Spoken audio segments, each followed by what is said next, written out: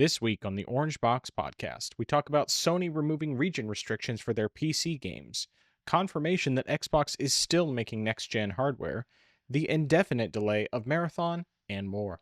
All of this tonight, but first, on to that beautiful bean intro.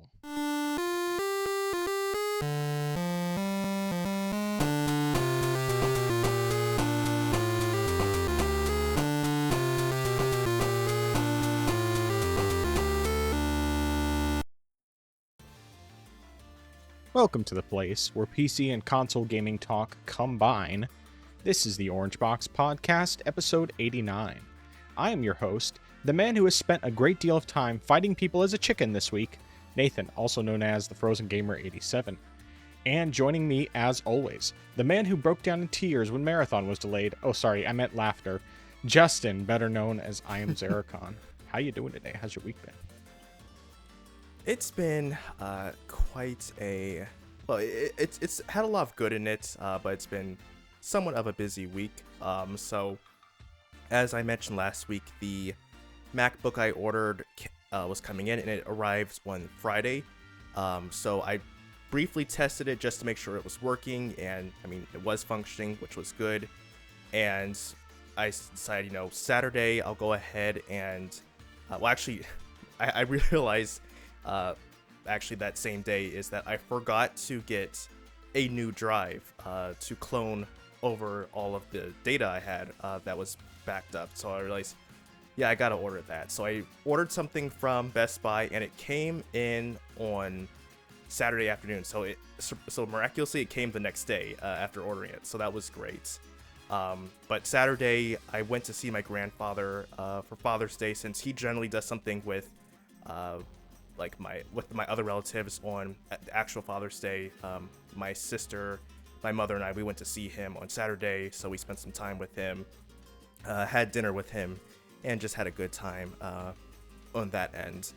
But then when I came back, I decided, okay, I'm gonna go ahead and try cloning over all of my MacBook data, and I realized the program I originally had, which I was using for cloning, which I did for when I was cloning over my Windows from a hard disk drive to an SSD, I realized that I really don't I don't remember what I did with the program, and also the program now is also paid, whereas before it was free, so I was trying to figure out what to do. And after trying to look around for certain things, I finally found something which initially I avoided because it's literally nicknamed Disk Destroyer. And so I was just I don't want to know if I want to mess with that. But ultimately, I settled on that because that seemed like the only thing people were recommending. And so I said, I'll be careful, but I will go ahead and use that. So I went ahead, got everything set up, and I thought, this should only just take a couple hours. I mean, it's a terabyte drive. It's gonna take a while. After 30 minutes, when I was checking in on it, I saw only 13 gigabytes had been transferred over. And I realized, this isn't going to take just a couple hours, is it? So I essentially, it was an all-nighter, and because of the fact that my laptop was acting really weird and I couldn't get it I couldn't get to stay awake, I had to constantly make sure that it wasn't falling asleep. So roughly every 20 minutes or so, I had to always just keep touching the trackpad to make sure it was awake.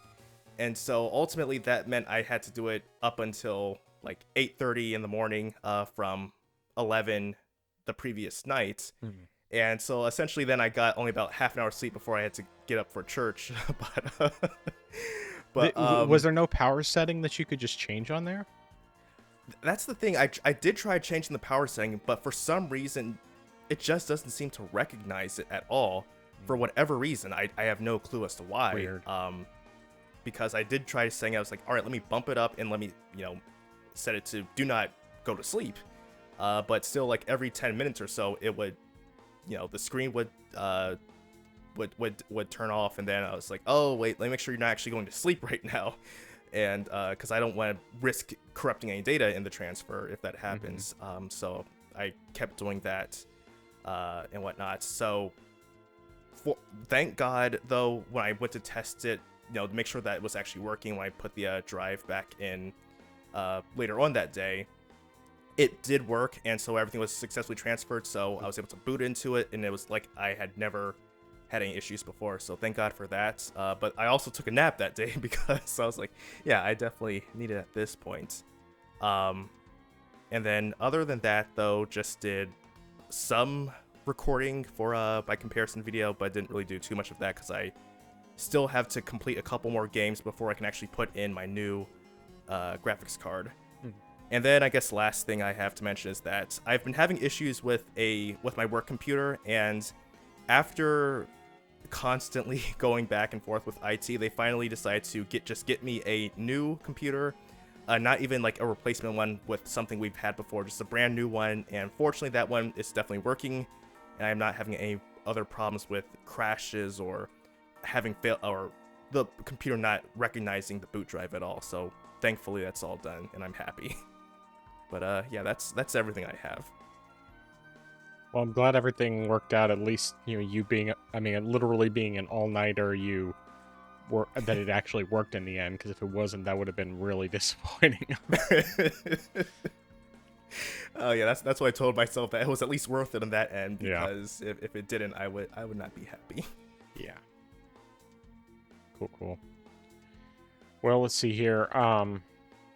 So Saturday, we just decided that would be my Father's Day present, having the day off. So I took all of Saturday off, or well, that was the intent. We had to do practice on Saturday because I was still leading and we were doing a song that was new to me, at least as far as playing. Like, I hadn't played it before, and so we needed the extra time for practice. But basically, my plan was, okay, I'm taking the day to just rest, relax, do whatever it is that I want to do. I'm not going to do anything productive apart from practice and getting like the PowerPoint slides put together, which is fairly simple, especially because I have a lot of the slides already made up for a lot of songs, and so I really just had to make up slides for like one song.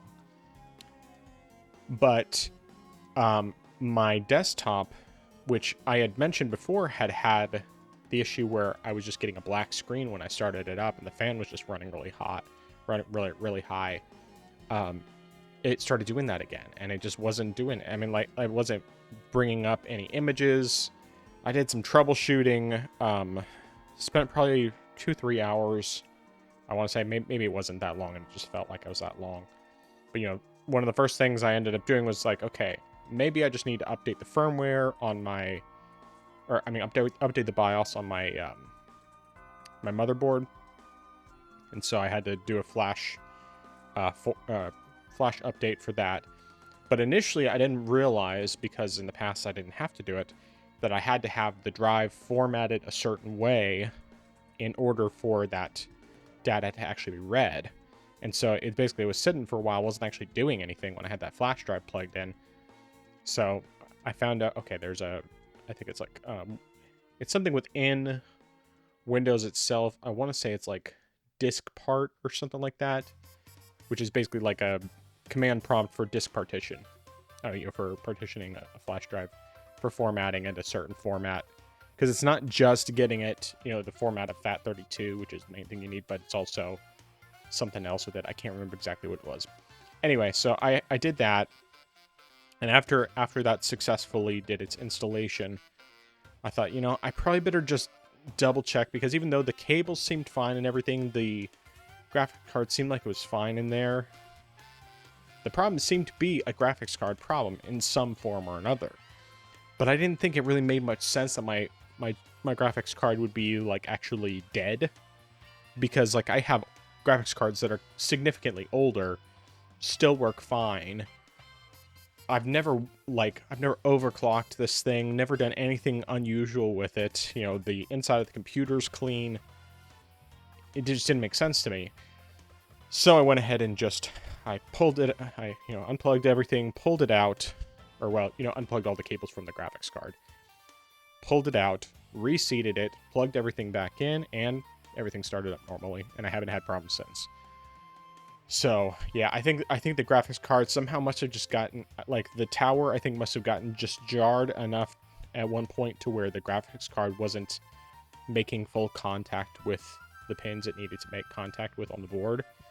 And so it just wasn't it wasn't booting all the way up. Like the fans would be running really high on the graphics card, but after the first couple seconds, it wasn't lighting up. It wasn't functioning the way it was supposed to, and so I wasn't getting any image on screen.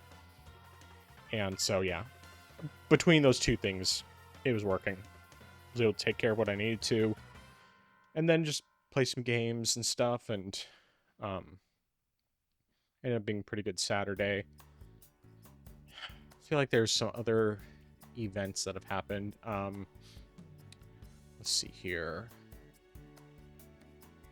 Gosh, well, one thing was that we had, I think it was overnight on Tuesday morning. Yeah, so overnight on Tuesday, well, starting, around midnight-ish on Tuesday. Actually, I think it was like 2:15 in the morning, I want to say is what it was.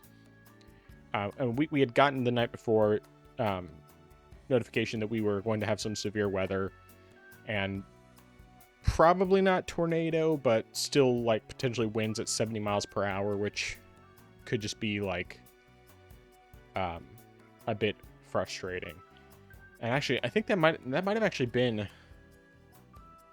that was this last night. It was last night. It was this morning. So anyway, so yeah, like around 2:15 in the morning, the power flashes off and then back on, and so like I hear a couple of random beeps, like my alarm clock next to my bed and a couple other things, and they go off and then come back on, and so they make like a noise when they come back on. And then, so that wakes both my wife and I up, because we're used to, we've had a time in the past where it's gone off in the middle of the night and we had to get up and go to the safe room. Like we had the tornado siren go off or whatever. And so we both thought that's what it was initially, and then we realized it was just a power outage briefly. And then it kind of did that a couple more times over the next like 10 to 15 minutes. And then the power went out and was out for like maybe 20 minutes or something like that. And then finally, it came back on. And then from there, it just stayed on the rest of the night. But because of that, we didn't get as much sleep as usual. And so it ended up just being a little more of a tiring day. I was trying to figure out why I was feeling kind of like out of it this evening. And because I had a reasonably busy day, but I couldn't quite figure out what else would be the cause.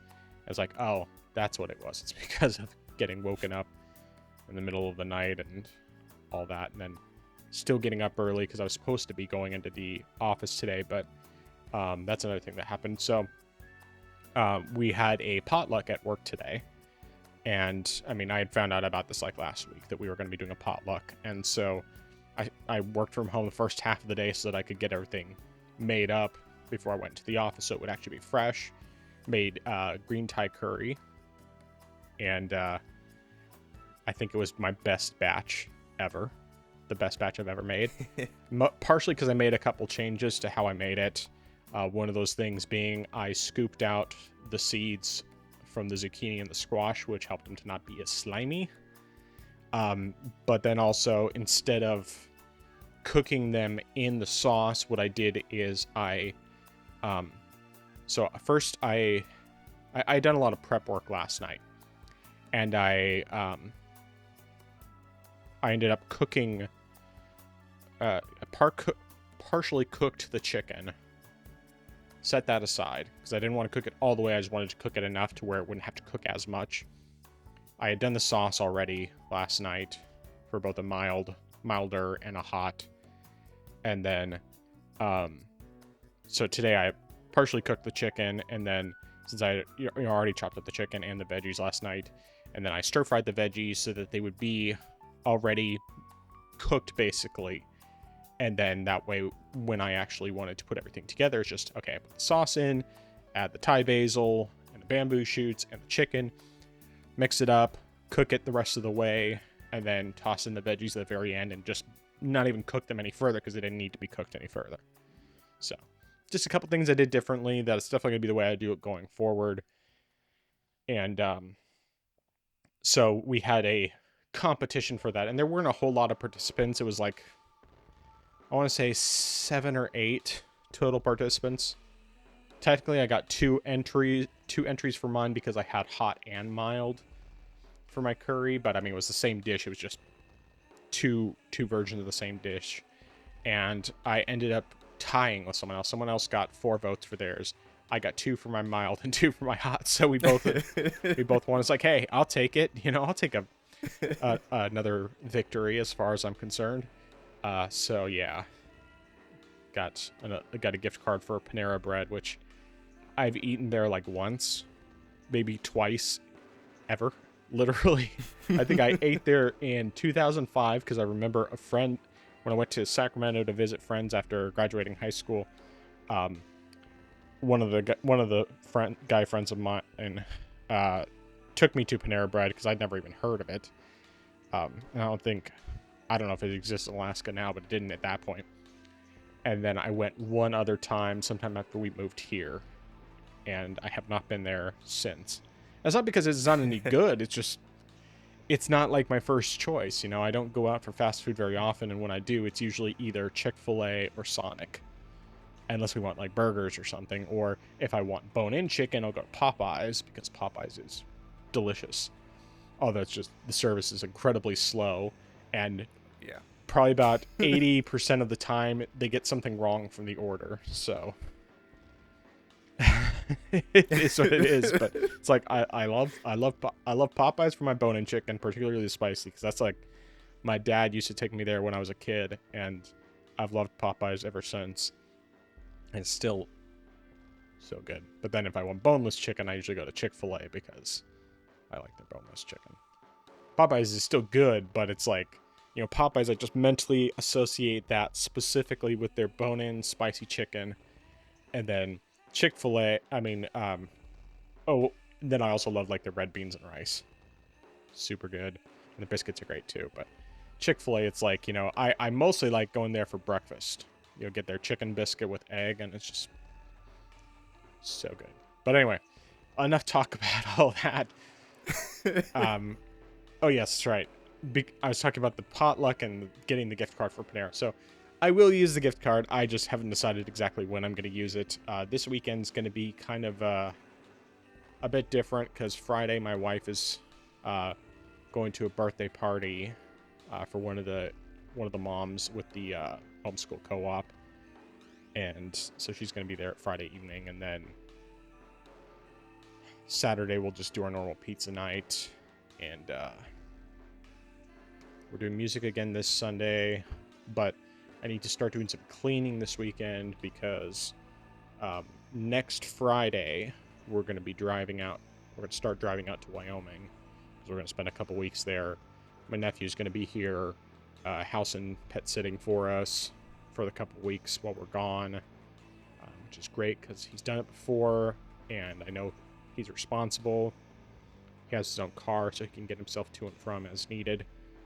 Right now, he doesn't have a job, but if he gets a job, he's covered, and Indy will just have to get used to being in a kennel for the day. So it is what it is. Either way, kind of looking forward to that.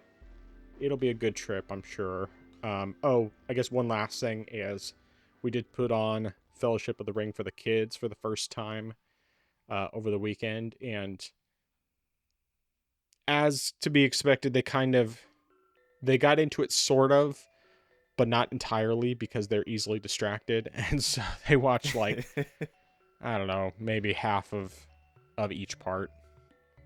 I think they might have watched more of the second part than they did the first part, but it's just my kids get so distracted so easily because they're kids.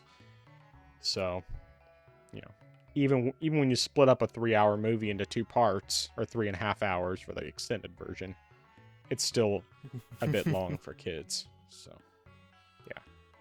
I think that's everything. Job-wise, right now things are just held up in corporate HR. We're basically just waiting for the paperwork to come through.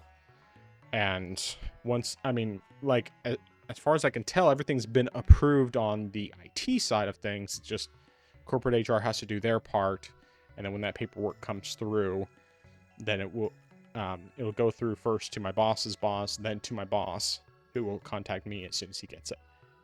And he's off for 2 days, though that doesn't necessarily mean anything, because usually if something comes through, he'll respond to it, and he knows I've been waiting for that for about 3 weeks now. So yeah, that's everything. Yeah, I'm really hoping that it just hurries up and it's done, because it's definitely, like you said, it's been 3 weeks by now, and kind of like to get this like over with one way or another. Yeah. I'm just like keeping you guessing one way or another. But yeah, I'm glad that you definitely were able to get your computer issues resolved, because that, as you mentioned, you were doing work for like PowerPoints and also other stuff, and so you kind of needed it right away to use your computer. So I'm glad that it didn't take too long. It was something that you could also easily fix without having to do too much extra stuff. I feel like eventually at some point, though, you're going to be disqualified from entering cooking competitions just because you keep winning. I mean, everything was here. good today. Like, one of the other gals made a Greek pasta salad, and it was really good. And she sent me the recipe, and I sent her, my recipe. I sent my recipe to a couple people, and of course, plugged my channel in the process, because that's where the recipe is.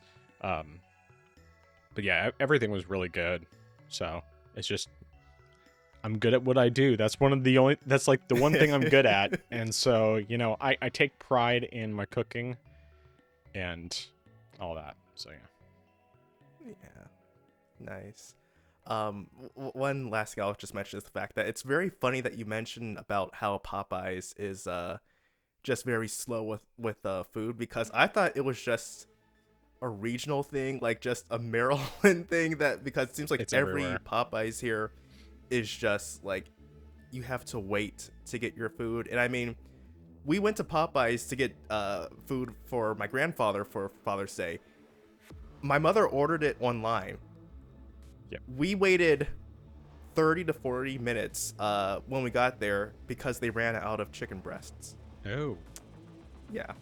Well, one thing I've discovered, it seems like you get faster service if you don't order online.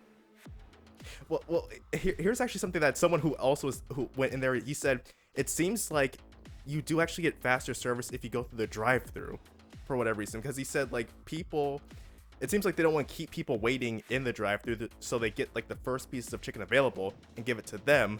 But if you are picking it up in the just like inside, then you have to wait, which doesn't make sense. I mean, at least the plus side is that probably about half the time it's way fresher. If you, because of how long it takes, it's because they're behind, and so then by the time they get it out to you, they have some fresh chicken that they can give you, and it's like, that's good. So yeah, good stuff. All right, I gotta hear it. What have you been playing this week? All right, so a lot of this is just gonna be briefly skimming over stuff, just because either was just quick stuff or stuff that just didn't have really footage for. So I went back and played some more Wall World. I finally got the last achievement for it. It took me a couple runs, but I got the last 2 blueprints. So after that, I was done with the game. I do not have to do anything else. It's 100%, and I can put that behind me now, so I'm happy in that regards. Then I did some footage recorded for my comparisons. First thing I did was Power World. Didn't do much in there, just went around just trying to get some footage, also just show like how the frame rate was going in that end. Then I also went and played some Expedition 33. I didn't do too much in the game in general. For the recording, I was just doing the early area of the game, just to make sure I didn't really spoil too much of anything for people who might not have played the game yet. But just like when I was playing it by myself, I went and tackled a couple optional bosses. One of them was, quite a few of them were chromatic enemies. Didn't really have too much difficulty with them. I also tried my hand at, I think it's called Sprong or something like that. It's that one never on that's like staying in the water. Yeah. That honestly wasn't as bad as I was expecting. I mean, I got a couple members were KO'd, but I was able to revive them and just like get through it. And again, it's just that removing that damage cap does so much, and I'm just like, it does wonders for you. So beat him on my first try. Did some more exploration. In addition, I also went and checked out some of the underwater segments where SKA can dive and get items, so did some of that as well, and just did some general exploration as well. But yeah, not too much with that. So yesterday, a friend of mine wanted to do some gaming, so we briefly did some Stardew Valley. We started up a co-op session and did a few days worth of stuff in there, just trying to get some stuff settled. We might do it more in the future, but he wanted to play some Elder Scrolls Online, so we might not be doing that next week instead. Also briefly dipped our toes into Core Keeper, just to again do some stuff there, but by the time we were doing that, I was already starting to get tired, so we called it a wrap. So while I was doing the cloning process for my drive, I said, hey, I'm gonna try playing something on my Steam Deck just to help me stay awake, and I played some Vampire Survivors. I primarily was just trying to get some achievements that I wasn't able to get before, and I got a good number of them completed. Part of them were tied to the adventure mode. Other ones were just tied to certain updates, so like new characters that were unlocked, and then also other things that were added in, so I was working on that. I still have, I think, about 6 more achievements before I get 100%, but I still have a feeling that there's going to be another update that adds more achievements, which means I'm going to have to play more to get those achievements, and it's going to be another start-stop thing with this game, and I don't know when it's going to end eventually, but we'll see. But mainly what I've been playing has been Satisfactory. Now, part of it was because on Thursday you asked about getting a screenshot for the ladder for going into space, and so I realized that I didn't have it, and so I said, all right, I'm gonna go try play some, see if I can unlock the blueprints for the ladder so I can make it and send you a picture. And even though I wasn't able to do it that evening, I kind of got hooked onto it, and so I was playing it some more, and I thought, let me see if I can try to understand how to properly set up everything that I need to make a factory, how to get everything automated, and just to make sure, partly because I feel like I'm not really contributing to the group Satisfactory sessions I have with my friends, so I'm like, I feel like if I can play some of this by myself, hopefully I can be in a better place where I can do something where, I mean, I do the exploration, also try to find resources here and there, but as far as like with the building the factory and trying to do stuff there, I don't really do that much, just because, I don't want to be in anyone's way with how they're organizing stuff, but at the same time I also am like, yeah, I don't know how certain things work. So I was just doing that, and eventually I was able to get get assembly lines running where I have my ore going in, I have stuff getting processed, I have certain materials being made, and so I can just pretty much step back and let stuff be produced, and that allows me to go exploring into new areas and whatnot as well. And I mean, I still, it's a very crude setup right now. I mean, people who probably have been spending a lot of time in this game probably would look at it and say, this is just so, it's so disjointed, it's such a mess. But I'm thinking to myself, this is practical, it works. That's so like I'm satisfied, because as long as it works, that's fine with me. So I pretty much just did that, and eventually later on I was just recording some footage for the comparison, because I thought it'll be interesting to see what happens if I upgrade, or how it's gonna perform with the current GPU and then the new GPU, seeing what happens there. Although I did realize that when I was because I was testing out Mango HUD, which is the same overlay that the Steam Deck uses for displaying like a GPU and CPU usage in addition to frame rates. And then I realized that recording footage in OBS really, it really dampens my performance, because I was originally just testing Mango HUD and I was like, all right, this works. And then when I was recording footage, then I realized my frame rate's quite lower than it was before. So I mean, it's not a huge difference per se, but with it's just like probably like a 30 FPS drop on average. So it's not like I'm dropping really low, but it's just like not as good as it could be. So it's just something that I noted, and something I'll have to mention when I put the video together, so that it doesn't necessarily represent what you'll actually get. It could be better, but it's just because of that in the recording. But yeah, and so then eventually we did play. I did have a group session of Satisfactory, and we did some more. We built some more stuff, and we eventually found a certain device that allows us to access any item anywhere in the map without, as long as we have just like the certain device, we can access. It's sort of like a warp hole where you can like store all your stuff and then just access it anywhere without having to actually physically go to that chest just to get your item. So that's going to be a big game changer for us, just to like as far as like managing stuff and trying to build stuff in certain areas. And it definitely is quite useful. But that's pretty much all we did there. But yeah, that is everything that I've played this week.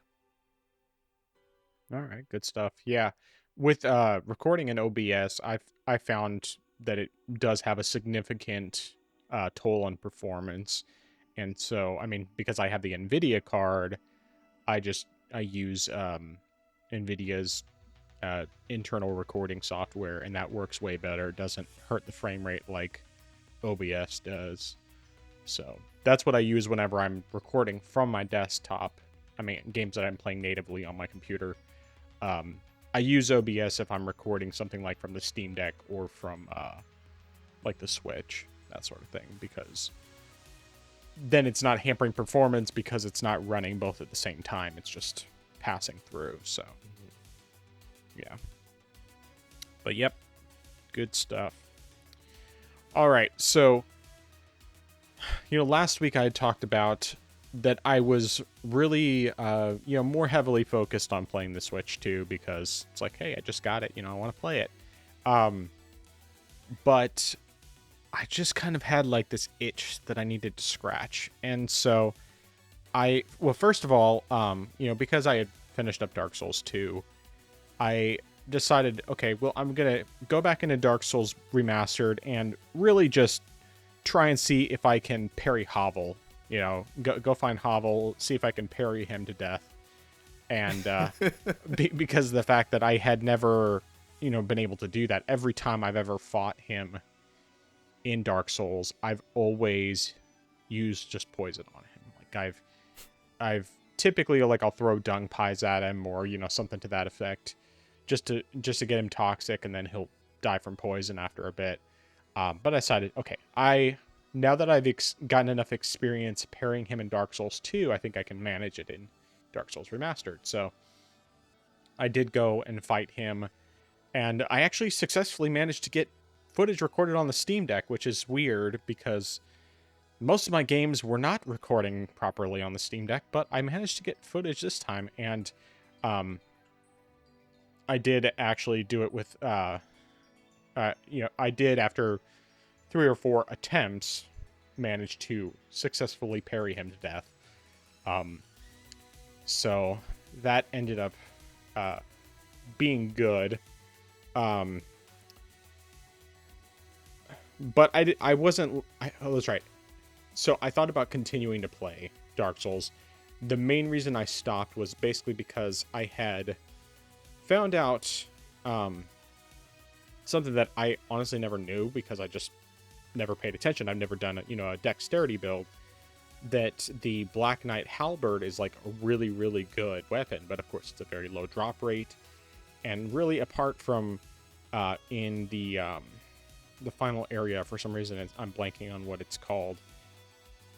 Apart from that, there's really no easy way to get a drop unless you just happen to get lucky. And so I went and fought the Black Knight that carries it, but it didn't drop for me. So I just decided, okay, I'm just going to stop for now. Maybe at some point I'll get someone to hop into a co-op session with me so that I can grab it off of my previous character who has 2 or 3 Black Knight halberds. So it's, easy for me to get one. Because I just thought, hey, if I'm going to do dexterity build, I might as well do, like, what's considered one of the best weapons in the entire game and just have fun with it. So yeah, that's kind of just where I got. But I guess I should back up ever so slightly. So, before I decided to do that, before I decided I was wanting to play that a bit, I was really thinking, I think I want to give Dark Souls 3's DLC a shot. And so, I already had the game installed on there, and then I started up and I forgot that there's no cloud saves. And so my old save was gone. However, I did have it backed up on my PC because I had backed it up right before I lit the fire at the end so that I could get 2 different endings. And so I just needed to transfer it over from my desktop, which wasn't really a problem, but at the time I couldn't really do it then and there because I was just like on a break at work and I didn't want to take the time to get everything plugged and unplugged from my dock to my desktop and then track down where the save was located and then get it copied over, or at least uploaded to my Google Drive so that I could copy it over to my Steam Deck. So I just didn't really mess with it. I said, okay, you know what? I still kind of want to play a Souls game, Souls-like. So I jumped back into Neo. And this is another one where surprisingly I was actually able to get footage recorded on the Steam Deck. And I'm pretty sure the whole thing actually recorded properly. So initially I went back in trying to fight Tachibana Muneshige, that really pain in the butt boss that kept me from continuing the game. And I couldn't get past him. I think one time I got him down like 95%, but every other time I was not even close. And it just got really annoying, and I finally decided, okay, I'm just going to move on. I'm going to board the ship to go to the next area, and then I'll start working on the next area. And I did play a bit. The footage here is just for me fighting that annoying boss. But apart from that, it's basically just been kind of, I did a little bit of, I did like one of the first missions in the new area. And I don't know, I just wasn't really feeling it. I think a big part of it was I just kind of felt like that knot in my stomach of like, I wish I had beaten this guy, even though I just felt like it's impossible unless I can get like certain items farmed to help make it an easier fight and stuff. And just this fight's insanely annoying. So I didn't have any way to go back, or well, I don't know if I could go back. It's possible I could do it, even though story-wise it didn't seem like that was possible. So I just kind of stopped playing. One thing I do want to note, you were correct that the game is entirely in Japanese. I was thinking that it had English in there, but I was completely wrong. It's 100% Japanese, like you said. So because of that, I was kind of just floating around with a couple different games. I did briefly, after, coming up with the title for last week's episode, after we talked about the What a Thrill from Metal Gear Solid 3, I decided I would go ahead and install Metal Gear Solid 3 on the Steam Deck, and I didn't play very much. I basically just kind of started the prologue. One thing I had forgotten about, because the fact that the times that I played all the way through the game were on Vita and 3DS, is that the HD remaster is, of course, based off of the one from PS3 and 360, which is based off of the original PS2 version. And that one, on the PS2, you had analog face buttons. So when you would hold down square on the PS2 controller, you could push it down partway to raise your weapon, and you push it down all the way to fire it. But of course, no other controller has analog face buttons. So you have to hold as soon as you release the button, I mean, because you can't push it down part way to ready your weapon. You push it down all the way, or you don't push it down. And if you release the button, it fires. And so that's just something that I haven't been able to quite wrap my brain around. So I didn't play very much into the Virtuos mission because of that. Because like the 3DS version, you have one button to aim and then another button to fire. So then you actually have two separate functions like you should. And the 3DS version also has crouch walking, which is not present in any other version of Metal Gear Solid 3 because the 3DS one was a remake. And so it was just like certain things I was just having a hard time getting used to again. And so I just wasn't really playing. But I don't have any footage recorded. I just didn't record anything. So I went back into Guacamelee 2. I played quite a bit of that. And these last two are kind of... I went back and forth between these last two games. So Guacamelee 2, I think I'm basically right near the end of the game. So this one, I mean, the original Guacamelee, you had these 7 special like orb things you'd get from doing specific challenges. Some of them are combat related, some of them are platforming related, and I am at a point now where it's either 4 or 5 things like that you have to get.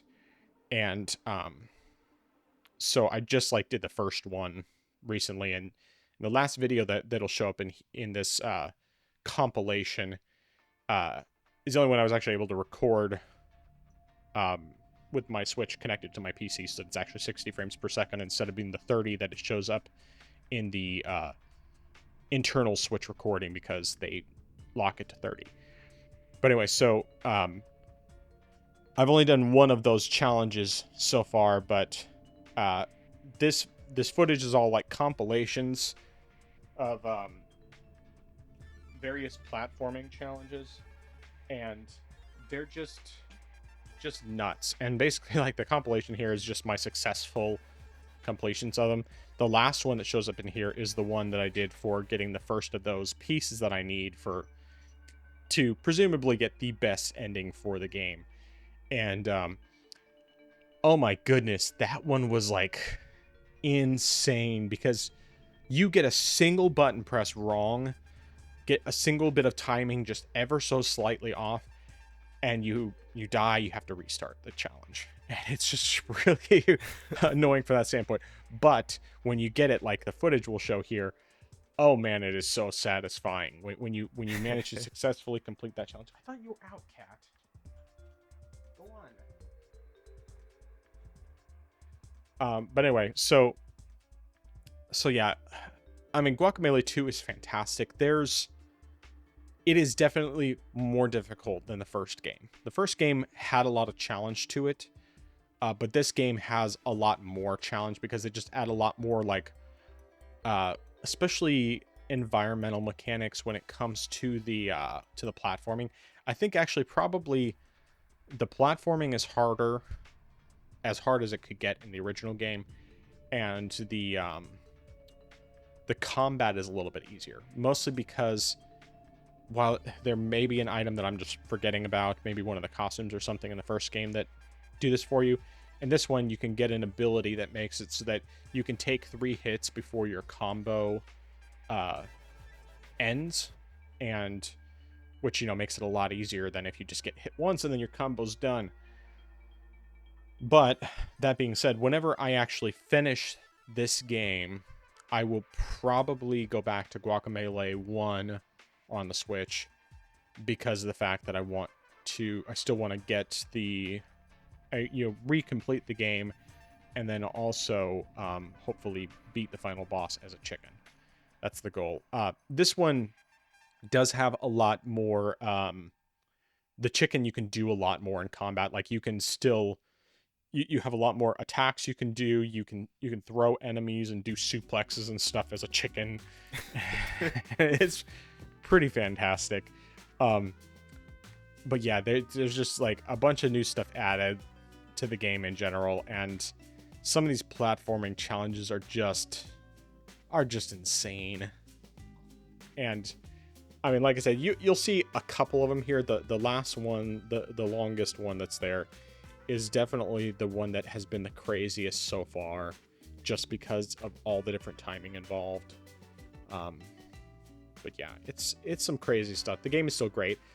The humor is hilarious. I mean, it's always had very like heavy meme based humor and like references to stuff and that sort of thing. This time, of course, I shared with you those screenshots of the mimic chest from Dark Souls, and asking, "Did you ring the bell of awakening? I'm trying to get some sleep here. Everybody's always trying to beat me up." And it's like, "Oh, chosen chicken undead," and stuff like that. But anyway, the other thing is there's this one NPC that when you talk to him, he has like this long explanation of everything that's going on and stuff. And then when you finish talking to him, he's like, "Do you not want me to repeat that?" And it's very reminiscent of Gabora from Ocarina of Time, where where it's like, if you accidentally hit yes, then he repeats the entire thing over again. But what's even better about it is that after you hit the correct response, hit no, then he says, "Are you sure that you don't not want," and so on. And he does like 3 times, and the last time he tries to confuse you by the answers are, you can either say yo or Ness. So you don't know which is the correct answer. Oh man, the humor in these games is just, it's fantastic. It's so good. But yeah, I think I probably want to when I get through this and refinishing the first Guacamelee, I will probably go play Nobody Saves the World, because I have that both on Switch and on Steam, and it probably, I would imagine, even on Switch will run at 60 because of the fact that they just optimize their games well. I mean, because the Guacamelee games are all 60 on Switch, so I think it'll probably be fine. One other thing I want to note that's just kind of funny about this. So the one of the first puzzles that shows up, and is footage that's playing right now on screen. There's this there's lots of dimension shifting mechanics where you'll shift between the world of the dead and the world of the living, and depending on which one you're in, sometimes platforms will disappear and that sort of thing. And this particular puzzle that took me way too long to figure out, there's a platform. I keep thinking, okay, because of the way it looks, when you have to shift dimensions in order for the platform to drop so that you can get the enemies below, because you have to get those enemies. But if you drop below those enemies, there's these spikes that are instant kill when you hit them. And it did not occur to me until after many, many attempts that I didn't have to shift dimensions to drop through that platform, that it was one of the ones that you could just normally drop through. It's like, I wasted so much time on that part. I mean, there was still some aspects that were a bit more complicated, to where like it required some better reflexes, but like I made it way more complicated than it had to be. And you'll kind of see at the end of that section of the footage, like I'm hesitating a little bit, and you'll see suddenly, oh, I just dropped through instead of shifting dimensions and then shifting back in order to make the enemy appear. It's just, yeah. But yeah, it's a great game. I'm enjoying it. I imagine there's a reasonable chance I'll be done with it by the time next week rolls around. We'll see what happens. It kind of just depends on how much these additional challenges kick my butt and all of that, and depending on what else I play and how much time I have. Obviously, with getting ready for the big trip, there's going to be some other stuff there, but I'm not going to be doing the majority of the cleaning of the house because of the fact that I work. I have work, and kids are off school, and my wife is not having to teach the kids for school. She just has to take care of them and stuff. So they'll be doing a lot of the cleaning, but I'm going to at least do what I can on Saturday, especially, and all of that. So yeah, we'll kind of see where things go. if nothing else, I'll probably be done with it within the next couple weeks. One thing I do want to mention real quickly before I talk about this last game, something that I realized, I think it was probably Monday. I was playing my Switch 2. I decided to sit outside because it was nice. It was nice outside. I wanted to sit out there and play for a bit. And of course, I knew this screen is not an anti-glare screen, so it's potentially going to have a bit of a glare. But the screen is scratched already. I've had the thing for like a week and a half. I guess, yeah, it's almost 2 weeks now. And it's already scratched. And I haven't done anything different with it than I do with my Steam Deck, with my Switch OLED, although my Switch OLED's had a screen protector for, probably since day one. But it's like, because they're using like a cheap plastic for the screen instead of a glass, it's scratched already. I only noticed it in the bright light, to be fair. And when I'm not when I'm not outside or in a very brightly lit room, I don't notice the scratches when I'm playing. But I definitely noticed it that time, and it was like, can't believe that. But I got a screen protector for it, and so I applied one of those, and everything will be fine. It's not going to get any more scratched, and I'm not going to send it in just because of the scratches, even though that's garbage that they made it that way. It's like, why would you do that? I mean, my Steam Deck OLED I've had for a year and a half, no scratches on it. Not a one, and I treat it exactly the same. So, that being said, of course, I had mentioned that I wanted to play Dark Souls 3, and I got my save transferred, and I have been playing the DLC for Dark Souls 3. So one of the things I do want to note is that, for starters, this is the last boss of the Ashes of Ariandel DLC. So it's Sister Friede and Father Ariandel. It's a 3-phase boss fight. So this is notorious for being one of the most difficult fights in the game. The first phase, you're just facing the sister by herself. Then after you beat her, the second phase, her father wakes up and starts attacking while she's also attacking. I mean, the arena expands quite a bit. You do have the option of bringing in a summon that you actually choose to summon before you go into the fight. He just doesn't show up till second phase.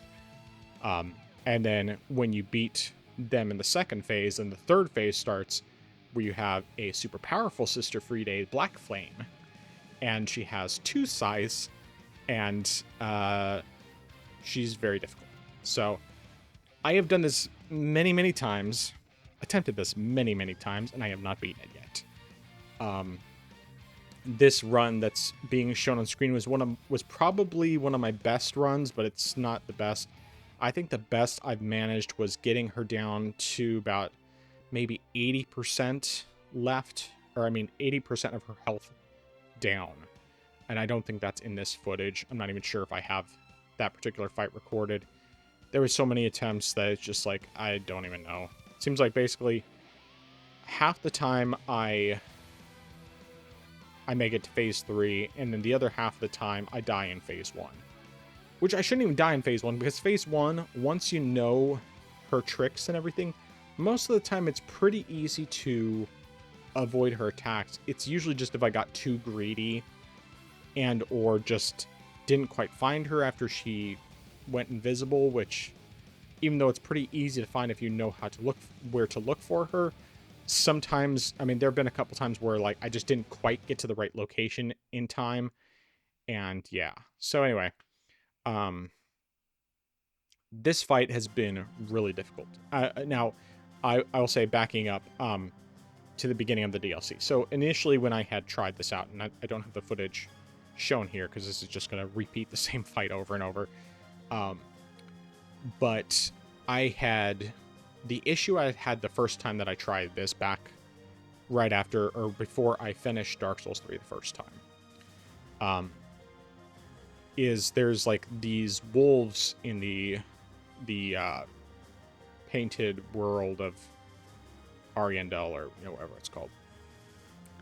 And when one of them if it sees you and you don't kill it quick enough, it will howl and summon a bunch of other wolves, and it's very easy to get swarmed by them and just get destroyed. And even if you manage to take a bunch of them out, take all of them out, whatever, then there's this giant wolf that shows up, and he's a fight that you don't technically have to do, but at the time I didn't realize it, because you eventually you will fight him, like for real fight him, and I mean, I think it's actually still an optional boss fight. Basically, if you defeat him and the grave tender that's with him, then it gives you the ability to do PvP, which I don't care about that, but I did want to beat the bosses because I just want to beat all the bosses. And I couldn't tell you exactly how many attempts it took me. I mean, I think I definitely died more on my way to there than I died actually against the boss. But the boss was still a pain, mostly because of the wolves that it summons initially. But yeah, whatever that wolf thing is called, I don't remember. I didn't write it down. I have it written down as grave tender and wolf thing because that's what I can remember. But yeah, and then Sister Friday that I've been working on and dying to repeatedly, and I found a strategy that seems like it would be really, really useful if I could get it just right, but I have not quite managed to do it yet. And I think what I need to do probably for one is I need to go farm some of the embers so that I can increase my health bar. And I know where to farm them. It's kind of a hassle because they're very low drop rate. So probably what I'll just end up doing is I will go and farm those. At the very least, I will farm them before I go into the next DLC. But we'll just kind of have to play it by ear, see what happens.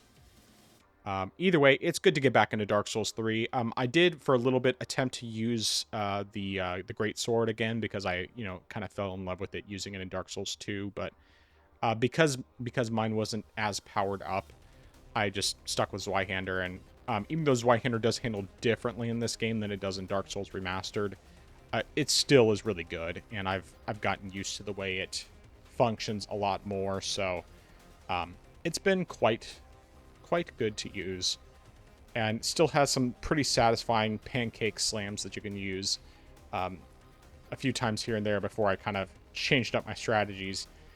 On Sister Friday, I found that you can, if you use the two-handed R2 slam, if you charge it up enough, you can smack her down to the ground and you just completely squash her like you do with the standard R2 for Zweihander in Dark Souls 1. But unfortunately, if you don't time it just right, if you do the follow-up slam, it completely, it doesn't hit her because she has invincibility frames as she's trying to get up. So, unfortunately, I couldn't do it. I could never quite get the double slam on her, even when I managed to get the single slam. But I just stopped using that because it hasn't really been effective enough for me in this case. So yeah. But I think that's everything. Okay. So what do you think of I do have one more game. Oh, I'm sorry. I just remembered. But you can go ahead and ask your questions, then I'll talk about my last game after you ask your questions. Okay, I'll say. So what do you think of Ashes of Ariandel as a whole so far? I mean, I think it's good. It's difficult. And the enemies get really annoying sometimes. I mean, I started to learn well enough where the enemy placement was, and then I started to unlock shortcuts, which really helped in getting through areas. But, I mean, it's good, it's tough, I mean, like, I don't think it's at all bad. It's just hard. And, like, I totally understand when my friend was telling me that it's not really entirely worth the effort other than, like, the very final boss of the DLC, which I know who it is. And I know that that's kind of, like, essentially what tells you that that you can't have a Dark Souls game after Dark Souls 3. But still, I don't know. I mean, I do enjoy it a lot overall. It's just, obviously, it's difficult and kind of finding my way around. Fighting Cowboy certainly was helpful for getting going early on and figuring out a couple of strategies with the wolves. Like, for one, when it came to the smaller wolves, the ones that gang up on you, I figured out that if you go out to where they howl and kind of lure them, then you can run up a cliff and jump off, and it's like a short drop to another area where they typically won't follow you, and even if they do, it's only like one or two. But the thing is that the entry that you initially took to get into that area, because the wolves won't follow you up that hill to and everything, they will just they'll just kind of hang out near that entryway, but it's like a collapsed thing, so there's no way for them to get up unless they can figure out to go up and around. So it ends up working out. So they're just like all gathered in this one spot. So then I just throw fireballs at them, throw chaos fireballs at them, and it just decimates them. And then once I figured out that I could run past the big dire wolf or whatever he is called, then it was like, okay, I'm just going to run past him. I'm not even going to bother trying to fight him because I'm tired of dealing with this area. And then I can move forward, get to the next bonfire, and then from there I don't have to mess with this wolf until I fight him as a boss. And so that helped a lot in getting me forward in the game. Okay, yeah. I still need to go back and complete the DLC, but part of me is just like, I don't know if I should just start all over from the beginning and do the DLC, just because when I started the DLC, that was after I'd gotten all the achievements, which means that I would have done three new games, so I would already have been like new game plus 2. Yeah. And so doing the DLC on top of the increased difficulty, I'm just like, I don't know if that's a great idea or not. Yeah. Because I mean, I think I only went as far as the grave tender, and I think that's about as far as I made it before I was like, I think I'm just gonna stop for now. But yeah, like but seeing you play the DLC has like made me think I should go back and do this, but I'm just like, maybe not like this though. Yeah. I'll definitely have to see. Well, I mean, that was everything I have for Dark Souls 3. I don't know if you want to go ahead and get the last game out before I jump to the other questions or not. Yeah, so the last game I decided to play, so there with Steam Next Fest going on, there was a bunch of demos out, and I just added a bunch of them to my library. I only ended up trying out one, and that was Hell Is Us. Now,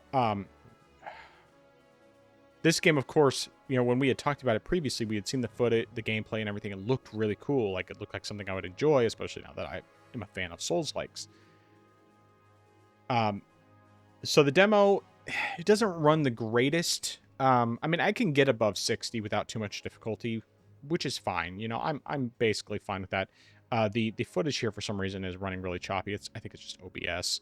I'll probably have to fix that in post because it definitely was not that choppy when I was playing. But the problem with this game is that even though like it looks good and everything, there's an intriguing story from the beginning. You know, it seems like it's potentially kind of interesting. Like, I just wanted to get to the action. Like, I wanted to be more like a Dark Souls or that sort of thing where from early on, I mean, you basically get your tutorial with some action, and that helps you to get through it. This doesn't have that. I mean, I'm sure at some point it gets to the action, but I played for half an hour. I did not encounter a single enemy. I did not get to do any combat at all. I couldn't exactly figure out. I figured out roughly where I was probably supposed to go, but I needed like to find certain symbols to open a door, and I couldn't figure out where to find them. And I didn't really, honestly, I just didn't feel like reading the stuff. Like, I was just like, I just want to get in some action and experience the game and see if it's as good as it looks. And I wasn't getting anywhere. So I gave up. I gave up very quickly. And of course, on top of that, the demo does not have progress that progresses into the full game.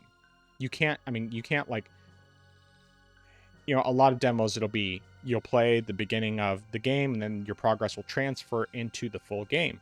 This one, it doesn't do that. And the problem is that it's so slow of a start that even if it's interesting, there's no action whatsoever. There's no incentive for me to move forward because it's taking too long to get anywhere. And when I'm so used to the way that literally every other Souls-like I've ever played goes, where you're in the action within a few minutes, the fact that I spent half an hour playing this game, as beautiful as it looks, and didn't actually get to fight a single enemy, even some very basic combat to give me kind of just a taste of what to expect, I just like, no, I'm done. You guys completely screwed up on this demo. You've lost me. I'm no longer interested in this game because of that. Now, maybe down the line, if I hear that it's actually a really good game, and or they fix things to where it doesn't take so long to get into the action, then maybe I'd be willing to try. Because there was some stuff that seemed like it could potentially be promising, but the problem is it's just taking too long to get to any of the core thing that I want out of this game. And so I gave up on it. And I went from being like, okay, potentially this could be a, either purchase day one or close to, when it releases, to I'm just not interested anymore. And that's a real shame, because I'm sure that mechanically it will be really solid when I get to that point, but it takes too long to get there, and I just didn't have the patience for it. But yeah, that's all I have to say about that. And that was my last game. Yeah, that when you told me about that, I agreed that was very disappointing and really concerning, because as you said, this is an action-focused game, and the fact that you went 30 minutes without encountering a single enemy is unusual. And I don't know why that's the case. I mean, sure, if there are other mechanics, it's fine to introduce them, but you should still be getting some sort of combat by that point. Like you said, with other Souls likes, shortly after you start the game, you're going to encounter an enemy. I mean, whether it's, just like a few minutes, whether it's like 5 minutes, you're going to encounter an enemy soon enough, even if it's just like the most basic mundane enemy. Right, exactly. But the fact that you couldn't see one here, I mean, sure, you said there were like some puzzles. I mean, sure, if you have puzzles in a game, that's not a bad thing, but you probably should have had that maybe after a couple waves of enemies, I would say, throw it in after that point. So it's definitely weird. But I think I agree with you. I think the worst part, though, is the fact that the progress isn't transferred over. So you would essentially have to go through all that over again just to get back to where you would have been when you first played the demo. So that definitely is disappointing. And after your report on that, I also agree that it's definitely a game that I will wait before I purchase down the road, because that's definitely concerning. I mean, of course, in addition to the performance issues that you are encountering as well. But yeah, that was a bit of a shame there. But going back to a few other games. So, correct me if I'm wrong. I know you said you played Guacamelee 2 Guacamelee 1 on the Switch. You played 2 on the Switch or the Steam Deck? It's Switch 2. Okay, Switch 2 as well. Okay. I mean, it's the Switch version of the game. But yeah, it's on the Switch 2. Okay. Okay, then never mind. That definitely changes things. I was gonna ask then. I was say so. I knew you weren't gonna do it for the first game, but I was gonna say, so if you, for the second game, I was gonna ask you if you felt like you were going to try maybe getting all the achievements for that, but since the Switch doesn't. I mean, it does have internal achievements for the game, but no, I won't be doing that, mostly because as much as I enjoy those games, they require at least a hard playthrough, and I can't remember what else, but the hard playthrough is the big thing that I have a hard time with, because I mean, I might be able to manage it better now that I'm more used to playing hard games, but um, honestly, I don't know. I would have to look at what the achievements are, because like if there's something where, oh, you have to beat the game without dying, well, that's never going to happen. That's impossible. I cannot do that. I mean, it's like, I'm sure it's possible for people who are more skilled than me, but I'm not skilled enough for that. Like, I have to go through some of these jump puzzles, especially dozens of times, if not more. And sometimes I'm like dying in the first 2 seconds because I mess up on a jump or whatever, or I press the wrong button. So, but anyway, yeah, I would have to look at what the achievements are. If it's just beating the games on hard, maybe someday I could do that, if that's like the major hurdle, because there's enough other stuff. But I just have a feeling that probably with my lack of skill, it's unlikely that I'd be able to manage getting all the achievements. Hmm.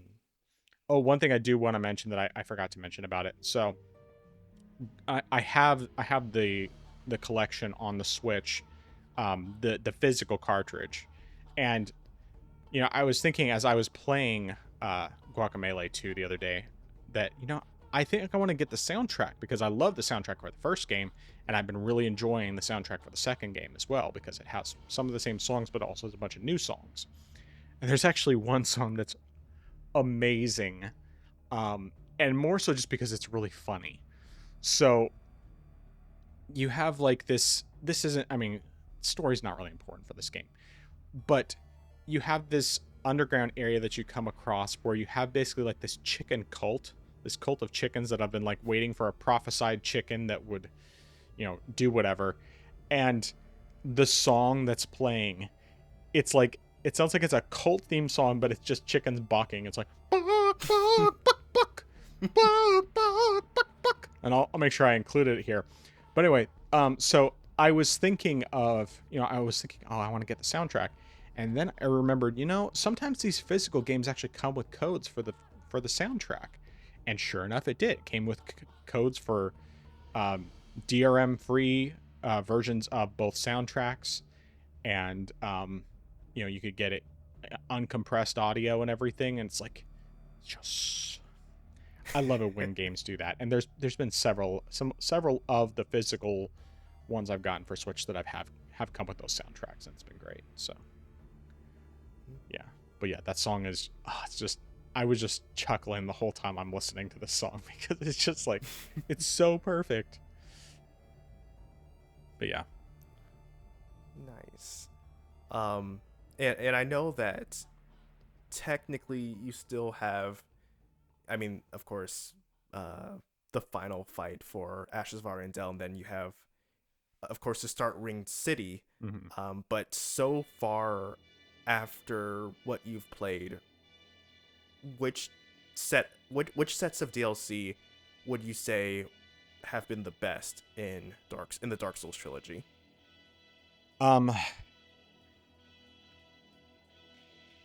Since I still haven't finished for 3 yet, I'm gonna have to say Dark Souls 1, and it's mostly because with Dark Souls 1, I don't dread going back to play those. I've gone through the DLCs twice, all the way through, and like the first time it was definitely more difficult. Second time was much easier. Even though it's still difficult. Actually, I guess I've been through it 3 times. Yeah, because I went through it once, then I went through it on New Game Plus, and then I went through it again on my second character. So, yeah. But, yeah, I would say that. I mean, like, I think that the DLC in Dark Souls 2 was not nearly as bad as I thought it would be. I mean, it was definitely difficult, and, there were times where I was definitely pissed off at what was happening. But, most of the time, I don't feel like it was unfair. It was more just me having to learn and adapt, like with any other Dark Souls thing. And of course, the fact that I enjoyed Dark Souls 2 a lot more than like a lot of people did, made it a lot easier for me to stick with it. Okay. And that, I think, is the last question I have. All right. Good stuff. All right. Well, if there's nothing else, then let's get into the news. So, we only have a few topics for tonight specifically, but one of those first one being that Xbox has confirmed they are partnering with AMD for the next few years and for their next gen hardware. I mean, they've kind of already said in the past that they're not giving up on hardware, all that, but the fact that they're partnering with AMD, and from the video that they released, specifically Sarah Bond, president of, I think she's the president of Xbox. Is that how it works? I can't remember everybody's roles exactly, but anyway, she's one of the main heads of Xbox, and basically it seems like they're doubling down on this same idea of what they were doing with what they were already doing with the ROG Xbox Ally, of letting people use multiple different storefronts on their Xbox, and it sounds like that's what they're going to be doing with their next gen system, like we had talked about in the past. So, even though we've talked about this pretty extensively, getting confirmation about it, what are your thoughts? Yeah, so I think the fact that Microsoft's making new Xbox consoles isn't too big of a surprise. I mean, sure, you could be all doom and gloom and say, "Oh, the series didn't sell so well. This is the end of Xbox. Microsoft's putting their games on their platforms. It's RIP. They're going the way of Sega." I mean, yeah, they're doing that, but I don't see any reason why they would still give up on the hardware, which of course we see as true. Additionally, I'm definitely not surprised about the fact that they're, teaming up with AMD. I think that's pretty much a given at this point, especially if they want to do stuff like backwards compatibility. I think it would make sense to stick with the same architecture to make that things so much easier than just jump and say, "Oh, we're going to use a different architecture altogether."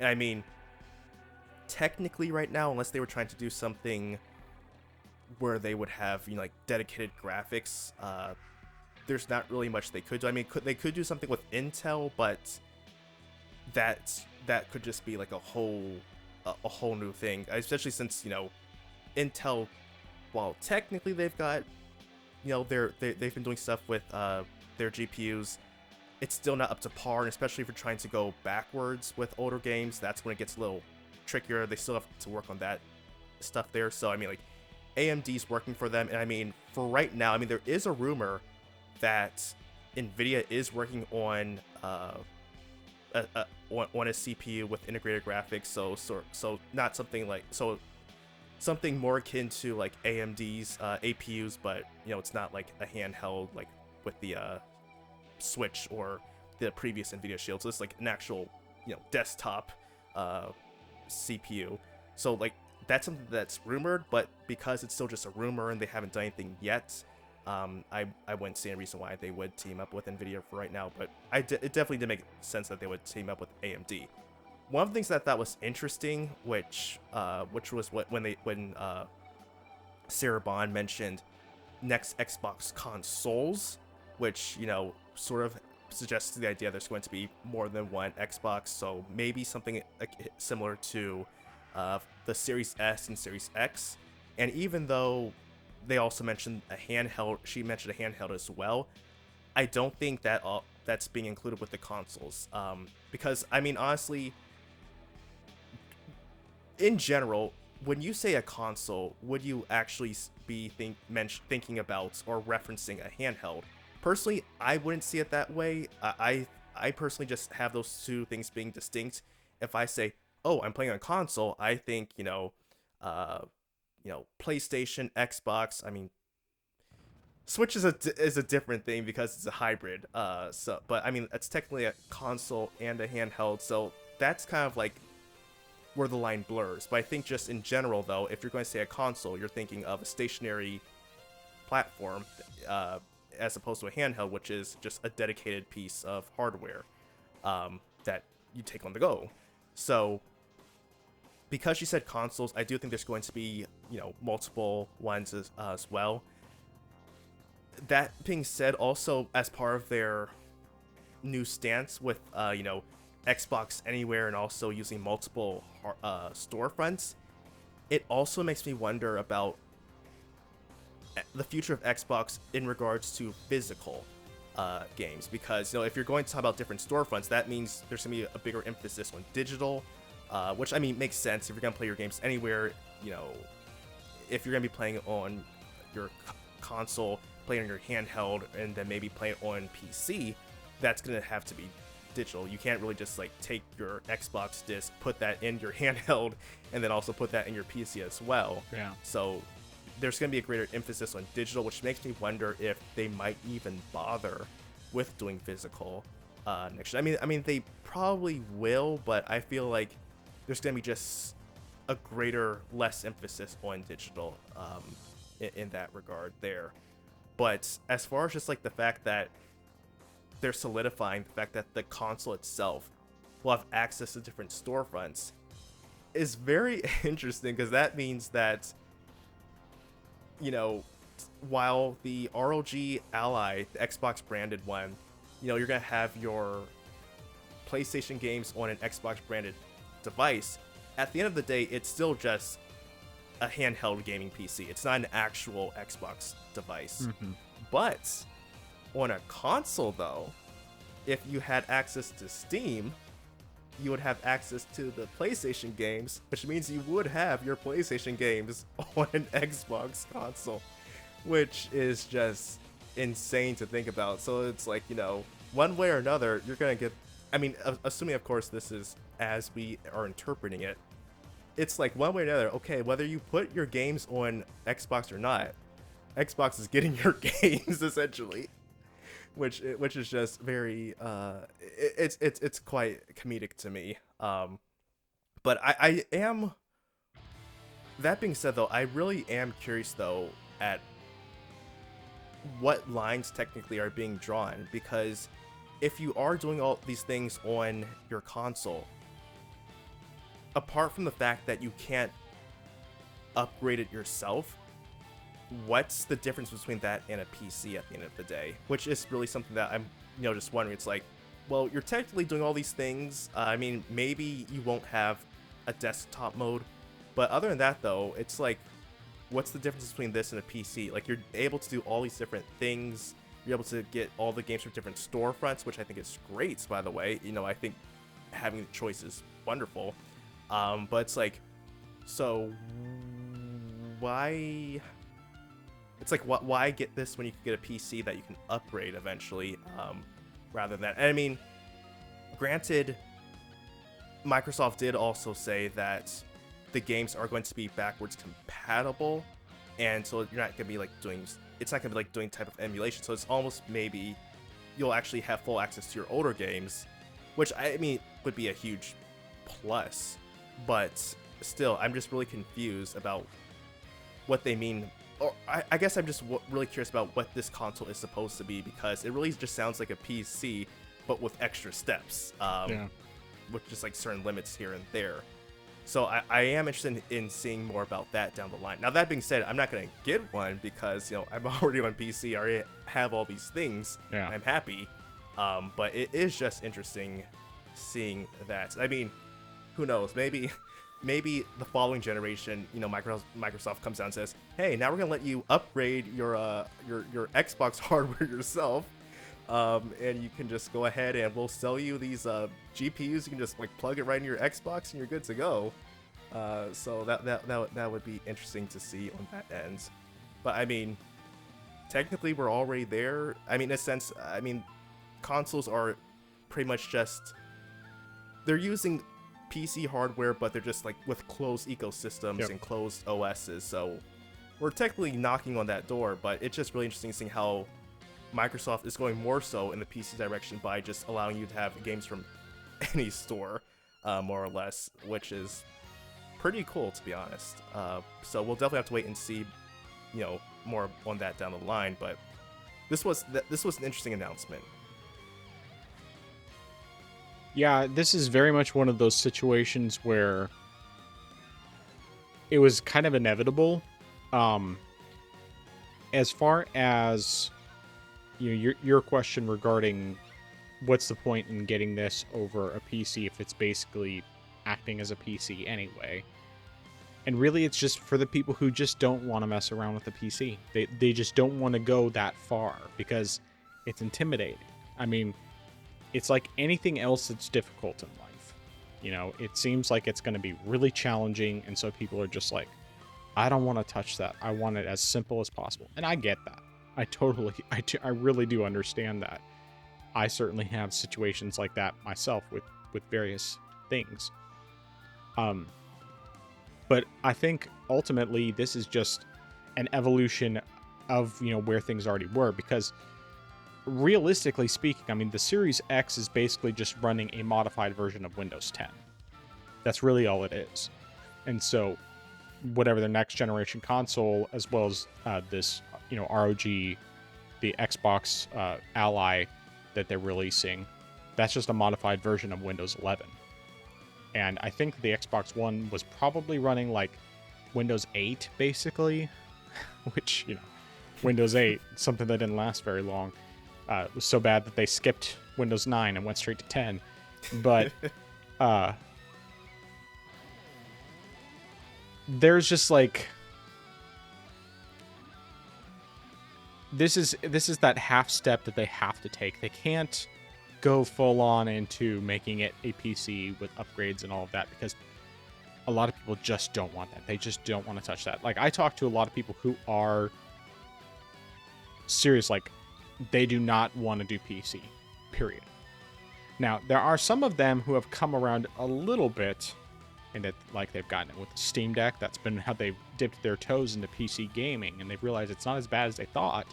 They still want to stick primarily to consoles, and it's like, yeah, I get it. That's no problem. Go ahead and stick to consoles. If you ever change your mind, you know, happy to give you any advice. You know, you can ask the rest of us who are PC heavy, or at least partially PC gamers. And then, you know, there's others who they're looking at the Xbox Ally and they're like, you know, that looks pretty good. And if the price is right, I might go for it, because that seems like a good deal, you know? And I mean, ultimately it is, especially if some of the rumors about prices are true. I'm a bit skeptical about some of the numbers I've been hearing, like $499. I mean, like, that would be amazing if they did that. If they did something like that, even if it's for the base model, for the, I can't remember. Oh yeah, there's the Xbox Ally and then the Xbox Ally X. Like, even if the base one was $500, that would still be really good for what those hardware pieces actually do. I mean, they'd definitely be taking a loss on it, but it would sell more, versus, you know, potentially $900 or more. I mean, if it was more, it'd just be like, yeah, you guys are not going to sell those. But of course, obviously, premium device. The idea is not to sell as many as they would sell of the regular consoles. It's just for the enthusiasts who really want this option. But yeah, and I think that there's, as long as it's running essentially Windows, the next Xbox console, the only way that PlayStation can keep them from being able to have their games on there is to take their games down from Steam and other stores. I think that's really the only way that they could do it. And even then, they might still have some difficulty because of the fact that, I mean, you know, there are, I mean, it's only a handful, but there are some of their games that are on GOG. And so people can just have their, you know, their DRM-free installers, and Sony can't do anything about it. People can just put those on there. But, I mean, like, you look at the current Xbox, it already has a developer mode built in because, of course, it's basically running Windows. And, of course, furthermore, we have the reality that all of these consoles is just basically something that, a term that was branded to these devices in order to get people more interested in them, because, you know, previously they were just called basically computers. I mean, that's why you have the Famicom, the family computer system. I mean, you go that far back. The PS3, when it originally launched, had a Linux mode where you could run Linux. You could run the PS3 with a desktop mode. It was a PC. Now, they removed that later on with an update. I think it was in like 2010 or something, that they basically made it so that you couldn't have it. And then on the Slim and Super Slim, they did not put it on there at all. But it was very doable. And there was actually a point in time where I believe it was the Air Force that they bought. It was, I think I want to say it was like 1,760 PS3s to make a supercomputer. And because it was way cheaper to buy all of those units and just put them in an array than it was to build PCs with those more or less equivalent parts. And yeah, I mean, like there's articles you can find about that. There was actually, I mean, like I had heard about this a long time ago, and I had just completely forgotten about it until I saw a video from a VG Fight School. It was pretty recent, within the past few days, with the million videos that he puts out daily. But yeah, it's just like these things have pretty much always been some type of PC. I mean, there's always been ways to work around it. Now, I know lots of console fans don't believe that's true. They believe that they're two completely different things. And I mean, in a sense they are, because consoles are locked down. They're very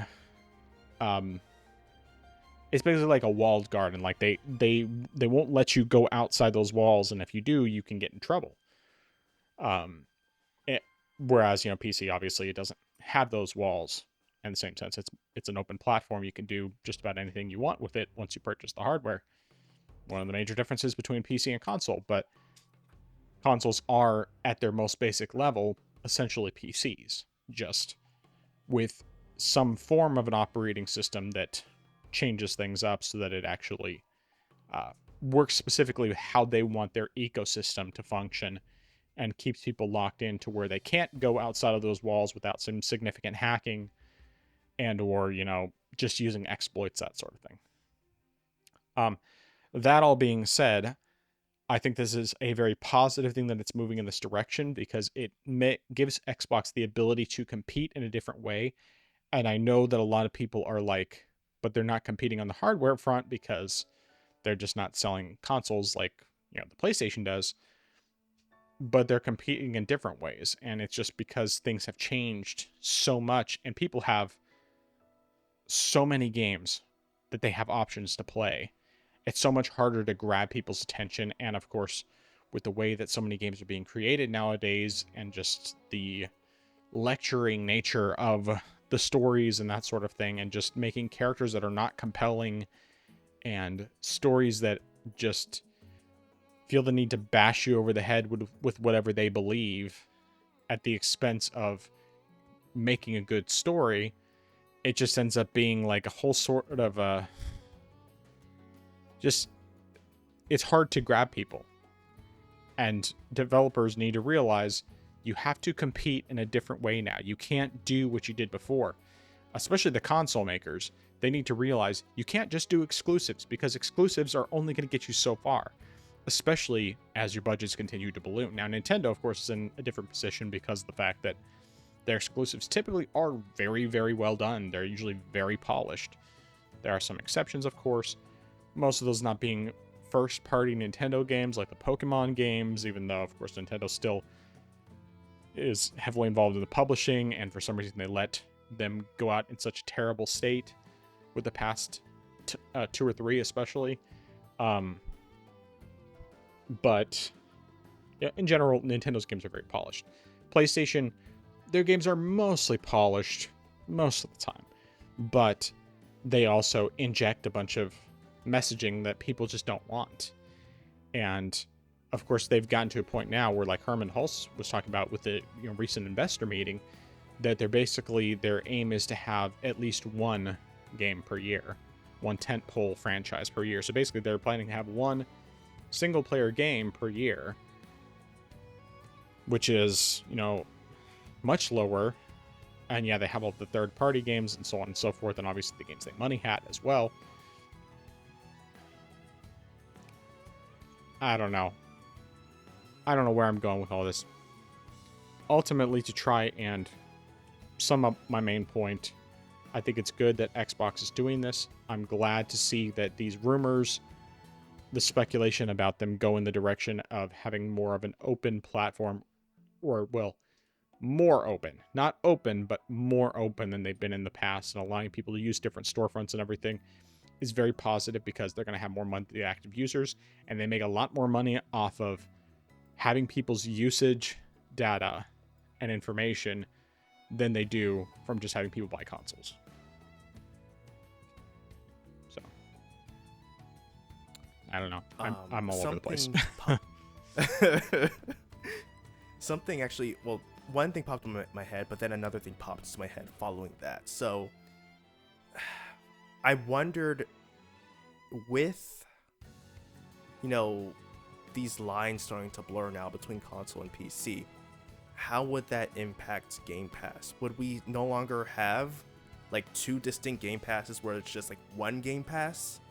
Because, I mean, if you're technically having one store where you get your games, whether that's for like one Microsoft, in a Microsoft sense, one Microsoft store that serves the games that you can access on both PC and console, would that technically mean, in a sense, that Game Pass would still also function in the same sense? Like, eventually, maybe not with this generation, but like the next generation of consoles, will there technically only then just be one Game Pass where you just like get your games in one way or another? Because I think that would be kind of cool. I think if you get Ultimate, then you get both, or I could be wrong there, but if you could do that without needing to get Ultimate, I think that would be pretty nice. But then it also raised the question of, so if this is also technically a borderline PC, does that mean you could technically maybe then try to see if you could get use Xbox Live without paying for it, like on PC? But I'm like, Microsoft will probably find a way to still like, say you have to pay. They're not going to allow people to do that, I don't think. But I do think that the idea of them unifying Game Pass is certainly possible.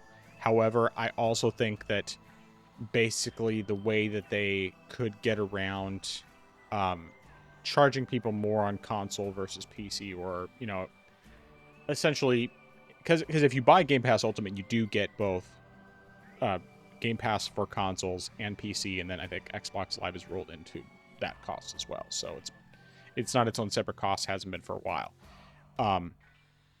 But I think that the way that they could get around still charging more on the console side than on the PC side is because of that console experience that they give people. That simplified console-like experience with quick resume and everything else, all the stuff that's built in to make it easier for people so that they don't have to do the extra stuff that's involved with actually doing a full-on PC. And because of the fact that it is a somewhat reduced cost in terms of the console itself, then they kind of make up for it by charging more for Game Pass. That's my opinion. I could be completely wrong on that. Maybe they could actually do something pro-consumer in the future and reduce the cost for console people, even though I think it's more likely they would just probably try to increase the cost for PC people. Though at the same time, they also have to realize that that's not going to go over, that PC people just won't subscribe anymore if they do that, because they tried doing games for Windows Live, trying to charge us for online years ago, and it didn't last because people revolted. Essentially, they said, no, we're not going to do that. Yeah, that's a good answer then. Yeah, but it just popped in my mind. I was like, thinking about how it sounds like things are going, I wonder how that would work, but that makes sense. Yeah, and I could be totally wrong on this. This is just me spitballing, but it's just kind of thinking through it because, people like that simplified experience, and PC gaming can be very intimidating, especially if you've just never done it before. And of course, you listen to all the people who tell you how scary and how terrible it is, and all the drivers you have to download, and all of the like graphics settings you have to mess with, and all of this terrifying stuff. Even though we know from our side that most of the time you don't have to do any of that. You can just start up a game, it'll auto detect what is the best settings for your hardware. Not that it's going to do it perfectly, but you can just boot up the game and play. but we like to mess with the settings because we want to squeeze out the best performance with the best combination of visuals and performance. And sometimes our idea of what that looks like versus what the developer says are two completely different things. But that's the freedom you have with PC. And of course, it's viewed as a bad thing by people who have been led to believe it's a big scary thing, and we learned otherwise through experience. So, yeah, I really want to get my kids into PC gaming. It's just honestly the biggest thing is figuring out where to put the PC, because if I leave it like in the front room, which is our guest room, of course the kids can't use it if we have guests over, but the other thing is that then it's harder for us to monitor them. And while there are things I could do to make it so that it's a very controlled environment where they can't like go on the internet and so on and so forth, because we don't really want them to. At the same time, I would, rather it be in like a family area where it's easy enough to monitor how they're using it. And the problem is we don't have a good place for it because we have, let's see here, 3 full-size couches, one of which is with recliners, 1 love seat with recliner feet, and then 2 recliners. Because we basically just set up our living room so that we could have lots of room to entertain, whether it's family over or just lots of people, that sort of thing. So we just don't really have like a good place to put a PC, especially with multiple monitors. And eventually I might figure something out. I just honestly have no idea what to do with that. And we'll see if I figure something out. Because like I wouldn't even mind hooking up to the TV, but then I have to figure out, okay, well then what do I do with the monitors? And of course then that also makes it more annoying when it comes to using the mouse and keyboard. And like I've used like a laptop connected to a TV before with like a wireless keyboard and mouse, and it works, but it's like it's not a great experience that way. Like if I'm going to be using a keyboard and mouse, I'd rather be sitting at a monitor where everything's close, and then I can see things clearly, and I don't have to, it's not as difficult to focus on. It's like that's one of the reasons why I definitely understand where console people are coming from with not wanting to deal with that stuff. Of course, a lot of them think that it's impossible to hook up a computer to a TV. That's just not even possible. Which, it wasn't possible in the 90s. But we're long, long past that. It's been possible for pretty much 20 years. So, we're long past the point when that's not doable. Very, very long past that. Anyway, that's enough on that front. All right. Any other thoughts on that before we move on? No, sir. All right. You want to talk about what PlayStation's doing with region restrictions? Yeah. So it was recently, it was shown that on Steam database, that Sony has apparently been removing regional restrictions for their Steam PC games, and this has included God of War Ragnarok, The Last of Us Part 2 Remastered, Spider-Man 2, and Helldivers. And, so that means that people, can buy these games anywhere.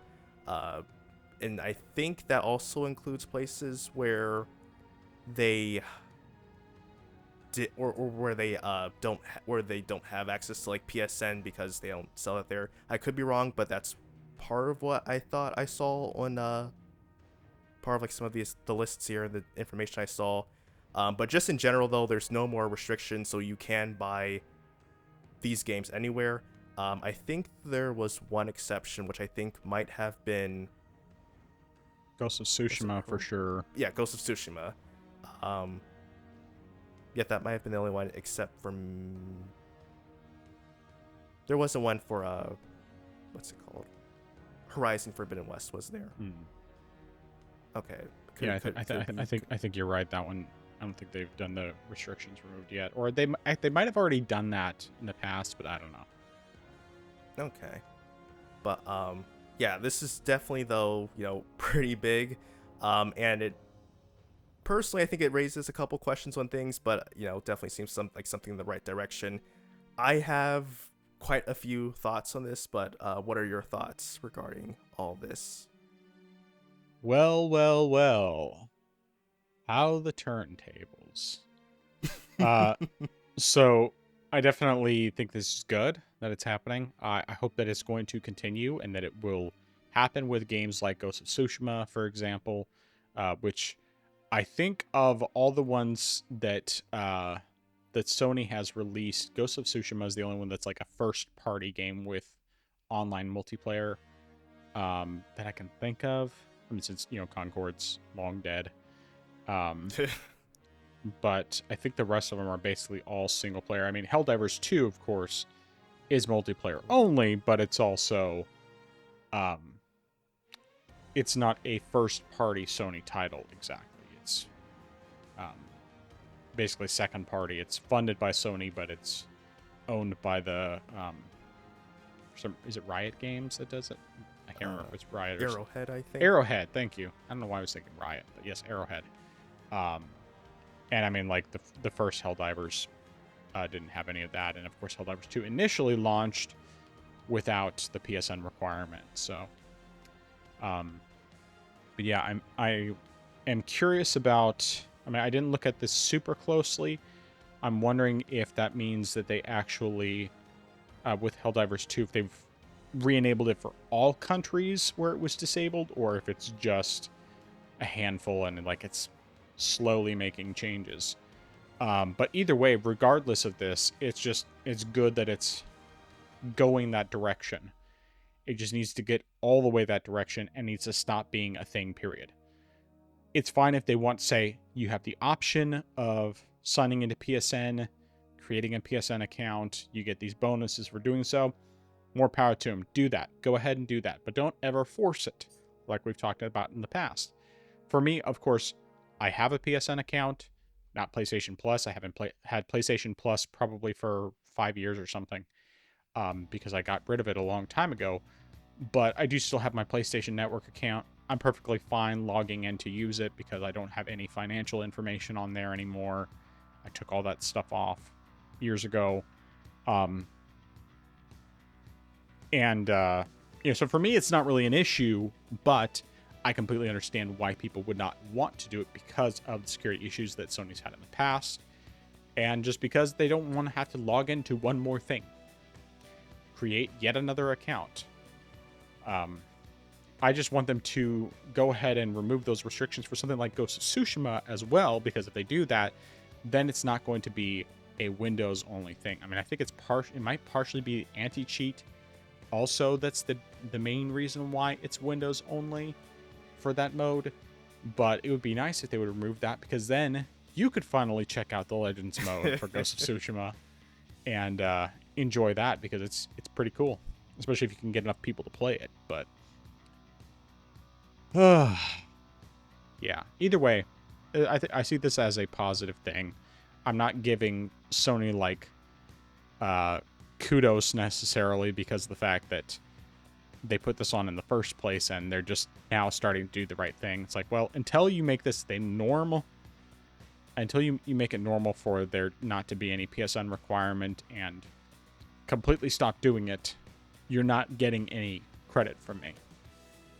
Just move in the right direction and you will get the praise from me when you actually get to that point, but you're not there yet. So that's all I got. Well said, well said. I definitely agree with everything you said. It's a great move in the right direction. Not there yet 100%, just because, as you said, there are still games that have these restrictions, as you mentioned, Ghost of Tsushima. And like you said, I am interested in trying out trying out the multiplayer, but just can't because it's Windows only. One thing that I was wondering though about this, the fact that they're removing these restrictions, which would also sort of mean like you don't necessarily have to use PSN. If that is something that is the case, would it mean that Sony could also probably start putting games back on GOG again, because I feel like after they started making that a requirement, that's roughly when they stopped porting games over to GOG. And I feel like, logically speaking, the next game that they probably could have ported over would have been Spider-Man remastered. I feel like that probably would have been like the next game in line after, I think, might have been God of War, but it could have been another game that they put there. I think Uncharted was after God of War. I'm pretty sure. Okay, yeah, that's probably it then. But it seemed to me like that it made the most sense to put Spider-Man there, but they didn't put it over there. And I was wondering, well, since they're now making PSN a requirement, they're probably gonna stop doing that now, putting games on GOG, because they're like, oh, GOG, we can't force you to like sign into PSN over there. So we're not just gonna put games over there anymore, which is kind of sad because I double dipped on, Horizon Zero Dawn, and I think another PSN game, just because I was like, I want to support this practice. I want to get the games completely DRM free, and just have my offline installers available for whenever. I mean, even for like games I probably wouldn't play, like Days Gone, I bought that out of principle because I said I want you to put these games over on GOG. But then they said, yeah, we're done with that, essentially.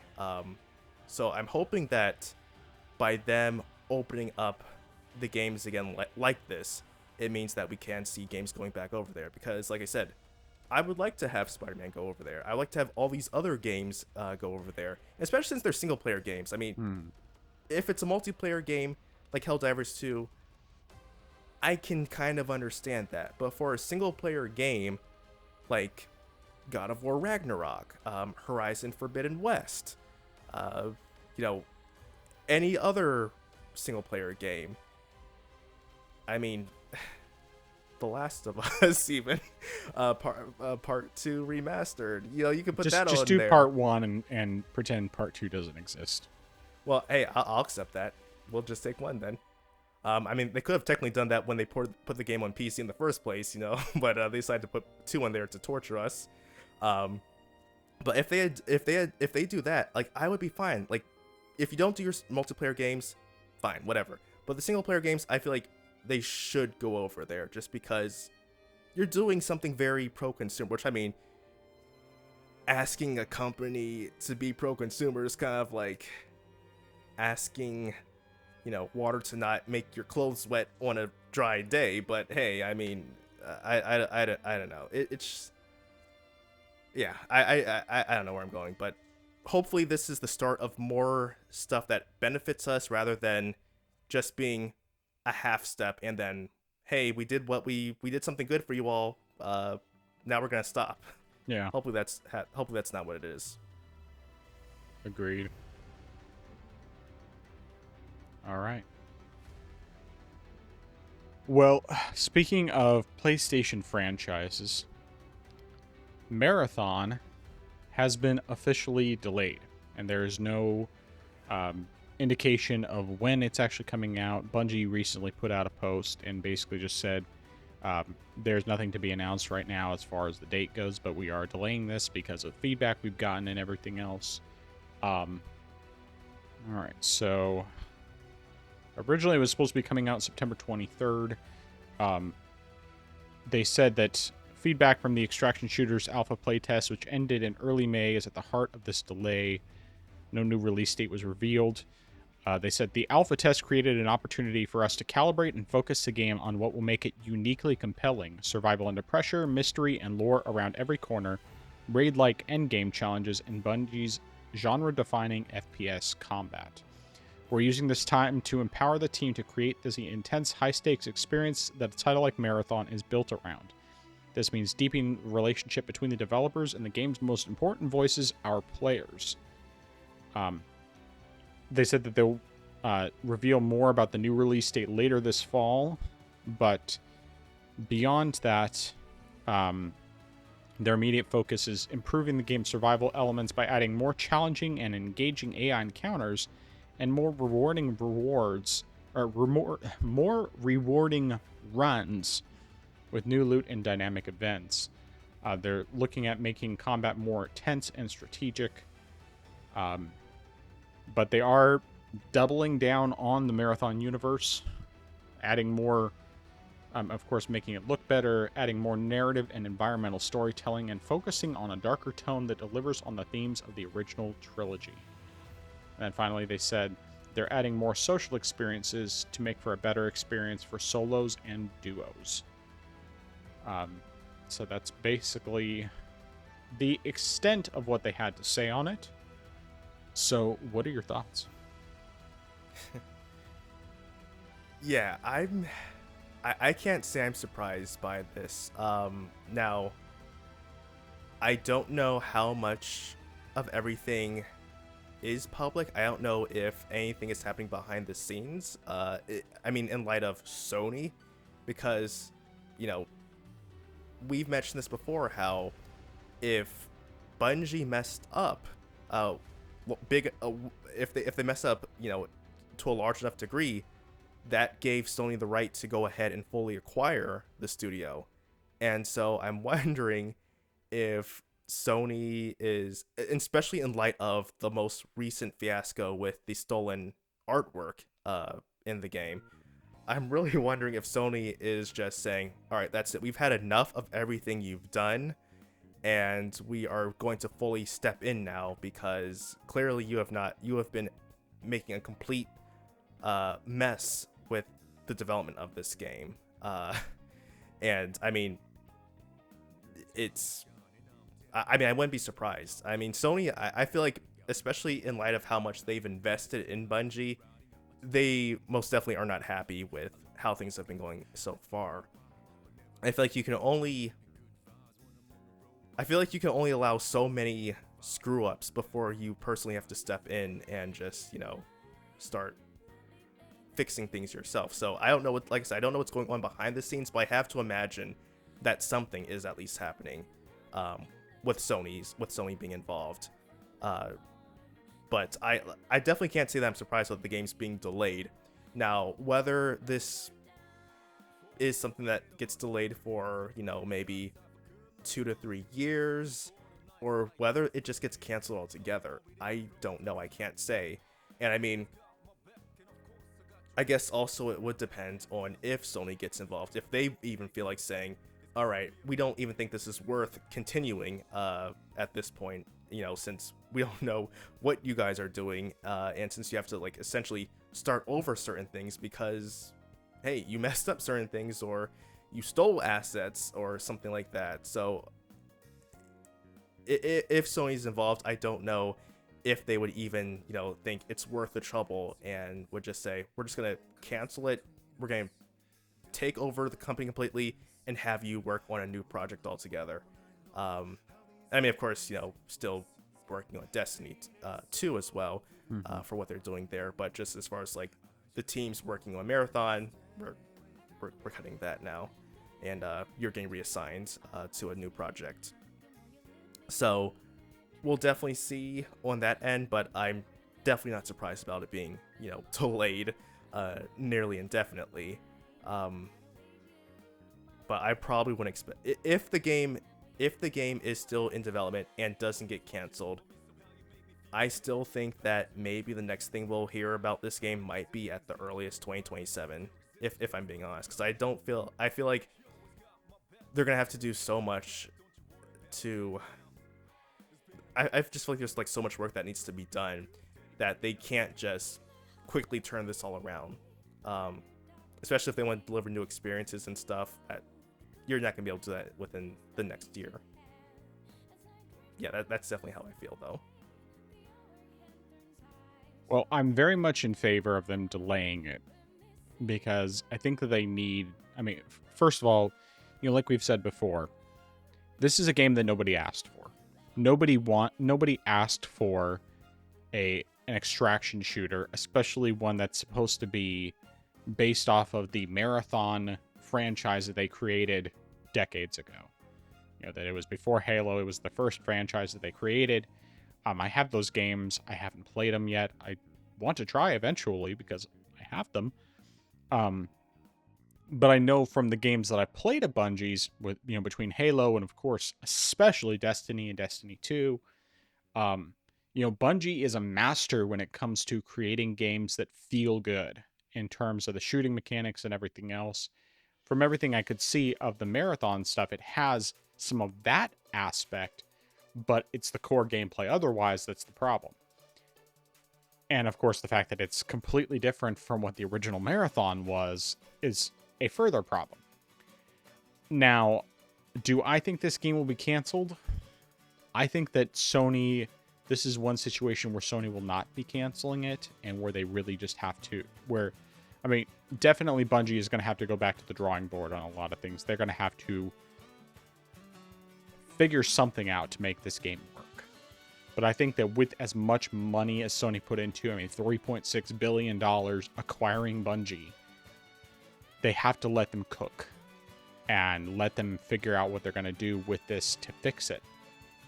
And so I very much think that they're going to do something. I don't know what it's going to be. I don't know how long it's going to take. But they really do have to do a lot with it. Now, do I think it's impossible? I think it's possible. And I mean, Bungie has had a lot of issues internally, obviously, the way that they've managed their budgets and everything else, the way they've just been spending like drunken fishes and all that, the fact that they basically ate through that entire acquisition amount of money in a short amount of time, and had the CEO spending $2 million on a classic car, after that purchase. It's just, there's a lot of ways where it's been very poorly managed, and whether PlayStation goes in and essentially takes over or whatever, I also think that because of the success that Bungie has had, especially in terms of Destiny, the fact that they've kept the game series going for over 10 years now, even though it has, obviously lost a lot of players, they've shown time and time again when they've been backed into a corner, when they've messed up, when they've done really poorly with how they did releases with Destiny. There were some years where things were just awful. Like when they released Destiny 2 at first, as much as I was coping and trying to convince myself that I enjoyed it, there were so many things that they just completely screwed up over the original game, to where it was just, a lot of people really did not like year one of Destiny 2. And I, as much as I tried to convince myself otherwise, ultimately didn't really like it all that much either. There was just too many things I didn't like. But then the next year they did the Forsaken expansion, and completely changed Destiny 2 for the better. It was honestly the best.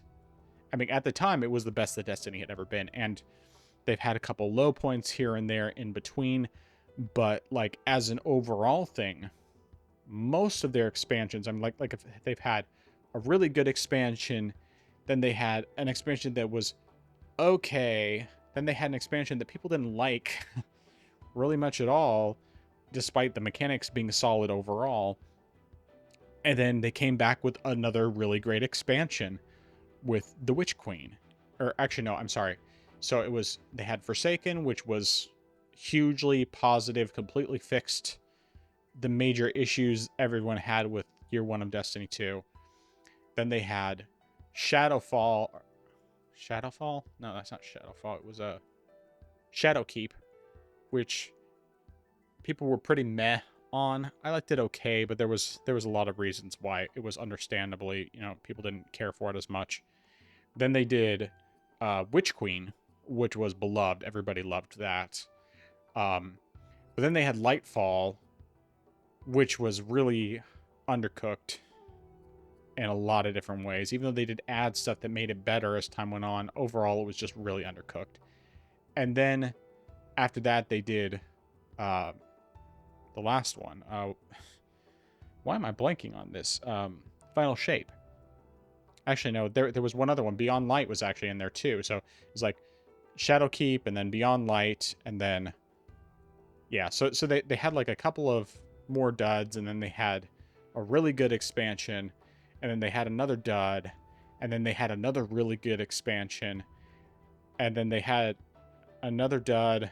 I can't remember. Anyway, the point is that they've gone back and forth a lot. They've demonstrated, after having bad years or bad expansions or, bad seasons for the expansions, they've demonstrated that they are capable of coming back from those things and from making a game better than it's been before. And they've done that again and again. Then you have completely different franchise, completely different example that's separate from Bungie, but, look at Final Fantasy XIV. When that dropped, it did really, really poorly. But then they did A Realm Reborn for Final Fantasy XIV, and since then it has been immensely successful. Like, it has done super well. And it was basically just like the first year or so, it might have even been less than that, when they basically just completely reboot it, did a whole bunch of revamping it, and it's been great ever since. People have loved it. I mean, I have never touched it because I'm not into MMOs, but I've heard nothing but good things about Final Fantasy XIV since they started doing Realm Reborn. And of course, it's still going to this day. It's been going for a long time now. It's been I can't even remember. I think Realm Reborn was probably like, I think it was maybe 2009, 2010, somewhere around there, I want to say. I can't remember exactly. But anyway, it was like, I want to say it was like 2014 that they did Realm Reborn. It may have been earlier than that. I'd have to look it up. But yeah, and going back to Bungie, it's just, I've seen that they are capable of fixing their mistakes. It's just because of the other stuff that they've had, especially the stolen artwork and just the repeated, like, stuff we've been finding out about background stuff, and how they, especially just how they basically squandered that 3.6 billion that they received. It's just, I'm so in between. I know that Marathon I was not interested in because of the type of game that they were doing. I have zero, probably negative interest in extraction shooters. But I love Destiny 2. Halo was great. What I played of Halo was great. But Destiny and Destiny 2 were like, I just absolutely loved them, even though I've basically almost not played at all in the past year, because it's just, I have too much stuff to do in that game, and I have so many other games that I want to play. And so I just prioritize the other games because I can play them more easily. But, yeah, I guess we'll see what happens with all this. I don't think it's going to be canceled. I think it's just going to be delayed. And it's probably, I would guess, the earliest we would see anything would be late 2026, at least in terms of the game potentially coming out. But it just kind of depends on what they do with staffing and whether they decide they're going to bring in more people to help out with getting it revamped, or, what they decide to do. So that's all I got. Do you think Sony will get rid of the CEO? I hope so. Or replace it? I would hope they would. Do some things with the leadership for sure. Yeah. And obviously the game needs completely revamped, but I don't think it's impossible to do it. And I just think Sony's put too much money into this to be able to just write it off and end it. I think that they have to do something with this. It can't be like, because I don't know what Marathon has cost compared with like Concord and that sort of thing, which obviously ended up being a write-off. But I feel like because of the pedigree of Bungie, particularly when it comes to Destiny 2 above all else, because of how long that's been going, and even, before that, Destiny 1, I think that they just can't not have Bungie do this other thing. Because it's really, they can't just keep milking Destiny 2, because the player base has fallen off a lot. I think most people just kind of checked out after the end of Final Shape, because Final Shape really was like what everything was building to over the 10 years. And once it finished, it was a satisfying conclusion, but of course then they had to add on more story stuff. And not necessarily that it's all been bad, it's just people aren't engaged with it anymore. After I bought Final Shape and the expansion, that all the stuff that came with Final Shape, because I just went for the whole annual pass, because I I always have, and because of the fact that typically I've played enough to justify that. I still haven't even finished Final Shape, and it's not because it's not good. It's just because I have so many other games that it hasn't been a priority for me. And I mean, now of course I can play it on my laptop, which would definitely make it easier to play other times. But even then, I'm a little bit limited because like I can't play it at the office because the network blocks access to Steam, which means I can't even, because it's an online only game. And so basically, like I might actually end up playing it while I'm at my in-laws, because I did that a little bit when I was there before on the Steam Deck, with Windows 10. But it'd be it's a whole lot better experience on the laptop than it was on the Steam Deck, that's for sure. So I may end up going back to it then, but yeah, it's just I don't know about what's going on with Bungie, and I'm going to give them some credit, just that they can turn this around. I do think that they can. They have to do some major changes to make it work, and they really just need to put it full on in the Marathon universe to where it is in some way like very, very connected, and that the extraction aspect is just a mode instead of the main thing. I think that's the major thing. It's like, keep the extraction stuff if they want to. I mean, obviously refine it, but make it a mode instead of this is the game. Because that's one of the things with Destiny is like, yeah, there's a bunch of different modes in there, but the main game is the multiplayer, single and or multiplayer PvE stuff. Do that with Marathon. Have PvE for all of the main thing. Have an actual campaign, even if it's not long. Make it so that it has maybe some of the, I mean, it's already going to be a live service game anyway. Make it have some of the, loot to chase and all this other stuff like you have in Destiny, but put it, this is Marathon. This is what Marathon actually was, and bring it into the modern day, and then have that extraction stuff on the side as an additional mode that people can participate in as they see fit, because I'm sure some people will really enjoy that, but don't make it the thing with an established franchise, even if it is a long time since they put out a game for it. Anyway, that's all my soapbox.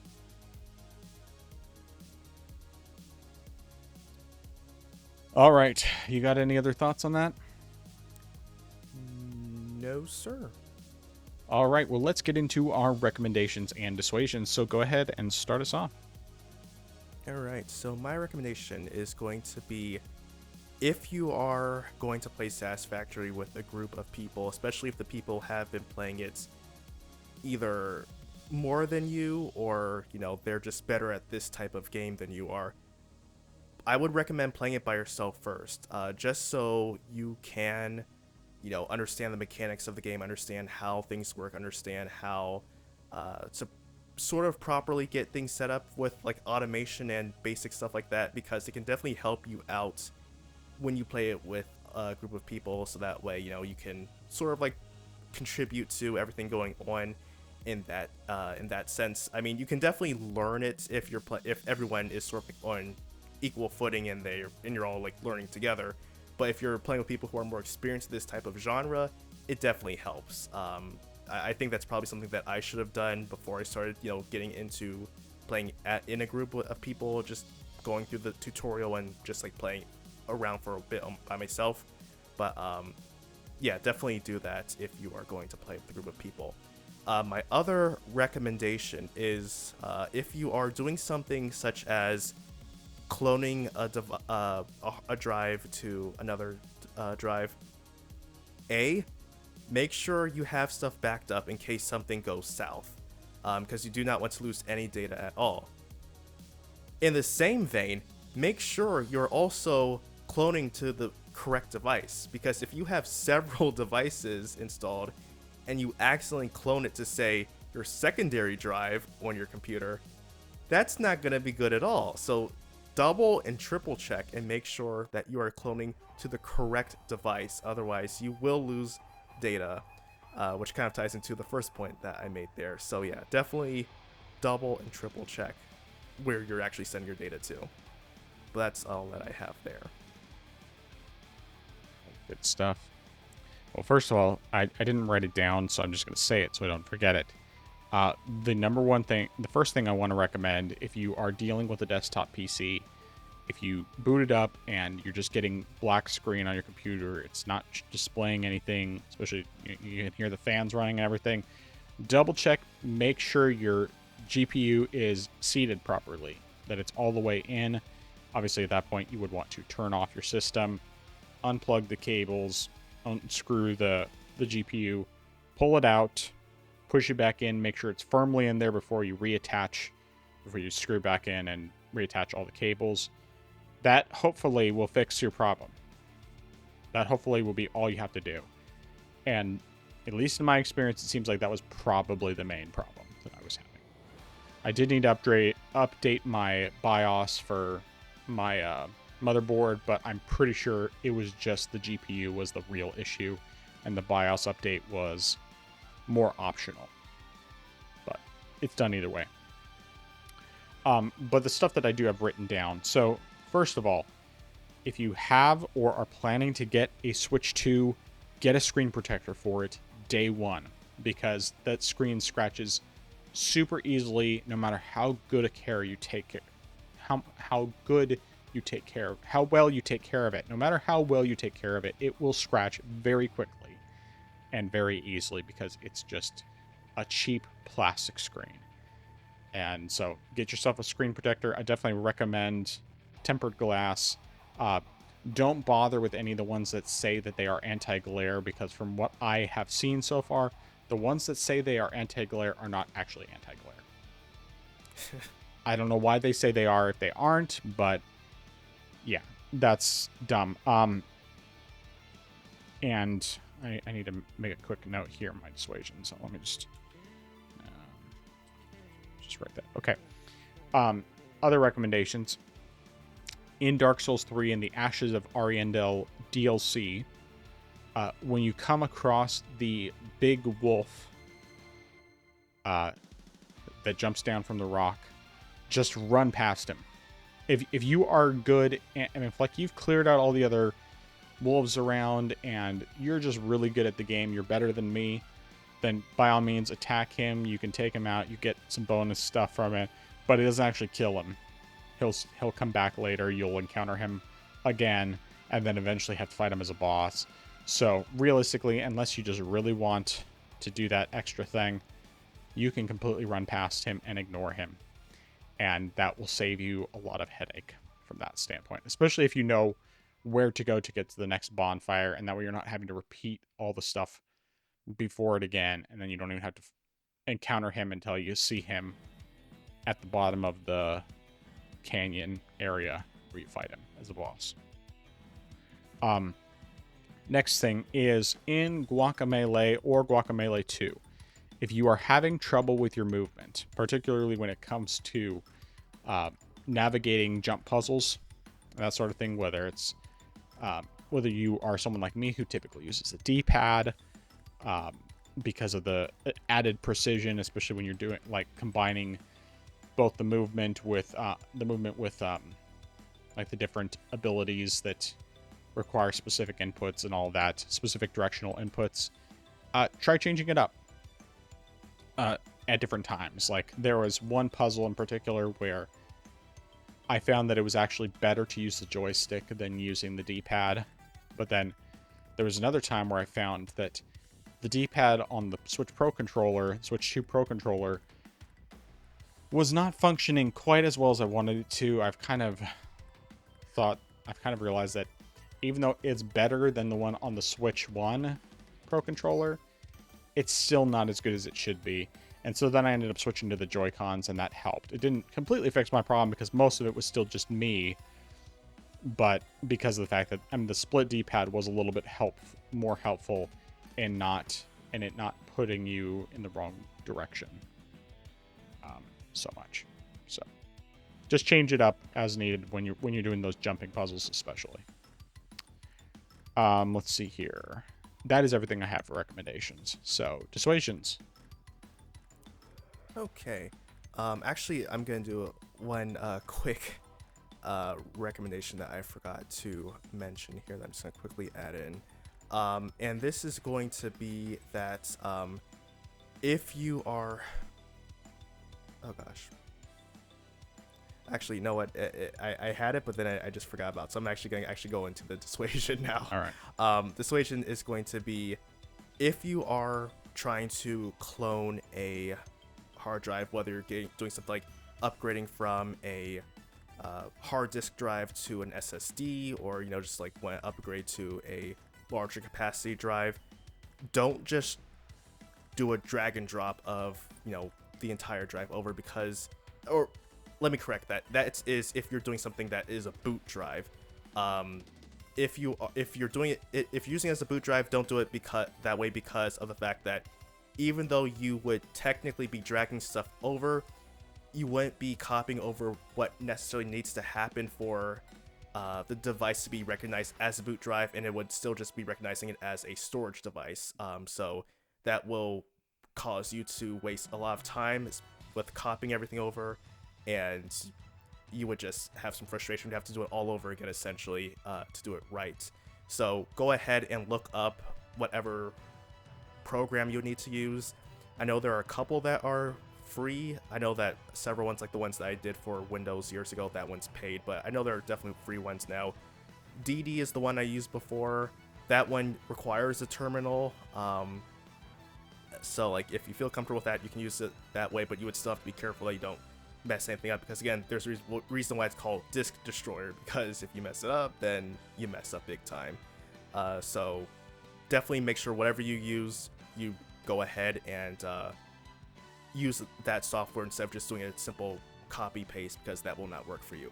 But I did actually now just remember what the other recommendation was. That is going to be if you are cloning a drive, make sure you leave enough yourself with ample time to get it done. Like if you're going to be going out, you don't want to, copy over a whole terabyte of information, and you're like, say, oh, I'm gonna suddenly go to work, or I have to like go out and go shopping or something like that. Make sure you leave yourself with enough ample time to get it done, rather than just like not leaving it by itself, because it will take quite a bit of time to do. So yeah, that's what I have with that, and that's both my final recommendation and dissuasion. All right. So for dissuasions, first of all, do not grab a third-party dock for the Nintendo Switch 2 yet, because right now none of them, even if you plug in the Switch 2's adapter, none of them actually work for output with the Switch 2. They will charge it, but they will not output. The only one that works right now is the official dock. I've tried it both with the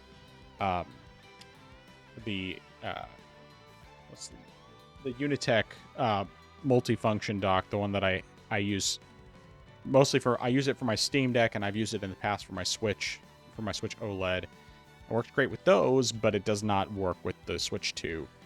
Even when I attach the Switch 2 power brick to it, it still doesn't work. So, and from what I've been reading, like I was looking at other third-party docks online that said that they're compatible with the Switch 2, and saw a bunch of people saying, no, these do not work with the Switch 2.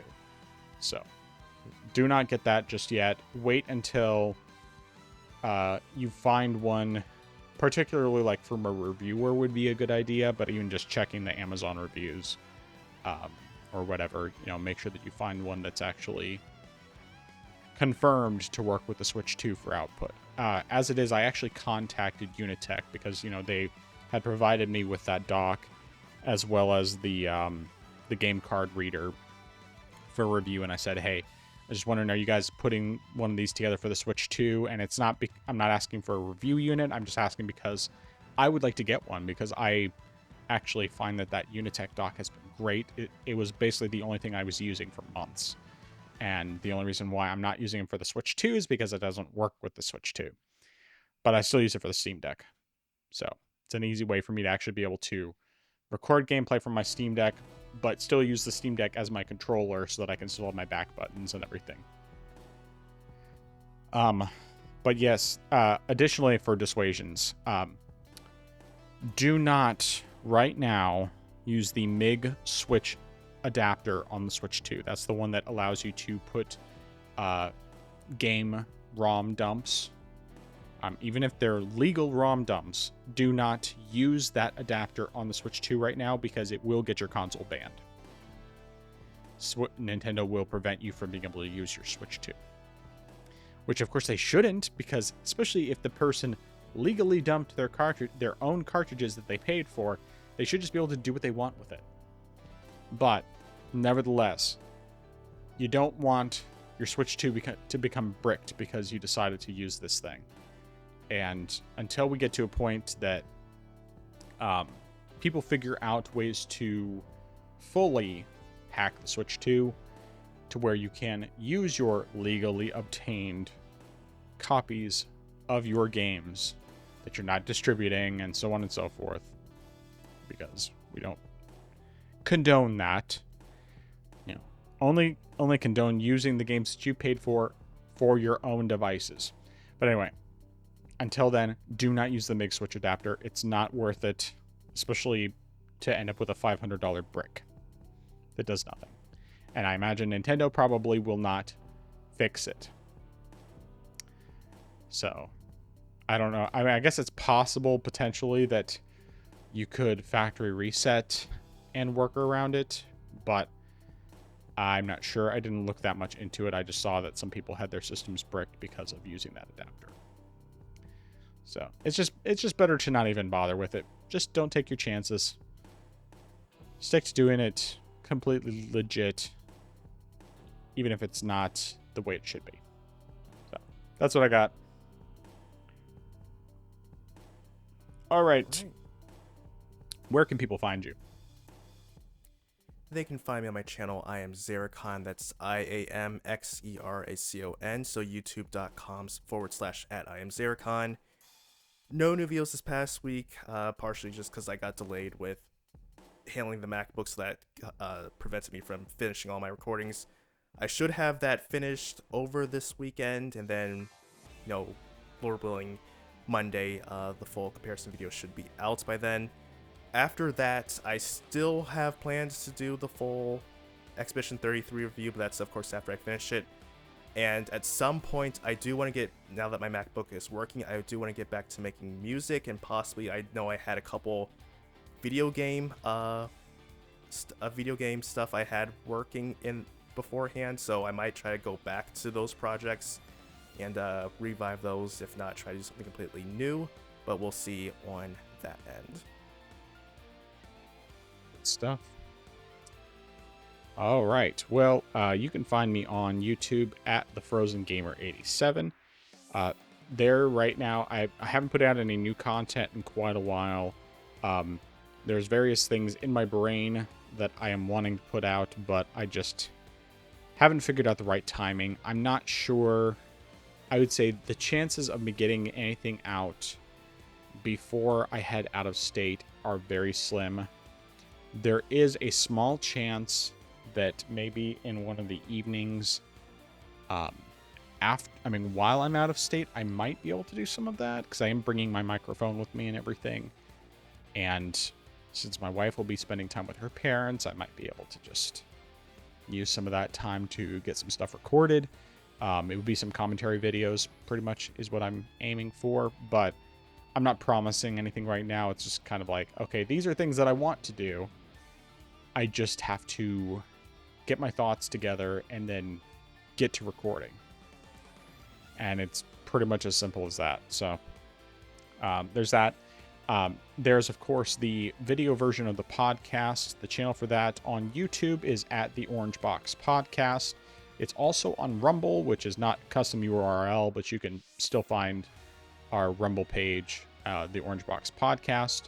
And there, every week, you will see at 7 a.m. Central Time on Friday, our latest episode, where you get to see not only our beautiful faces, but you also get to see clips from games we've been playing, clips from games we're talking about, and just general stuff about all of that. So if you want something a little more interactive than just the audio aspect, you can check out the video version, and that's a great place to comment as well if you have any questions, comments, concerns, want to tell us to Persona 3 ourselves, etc.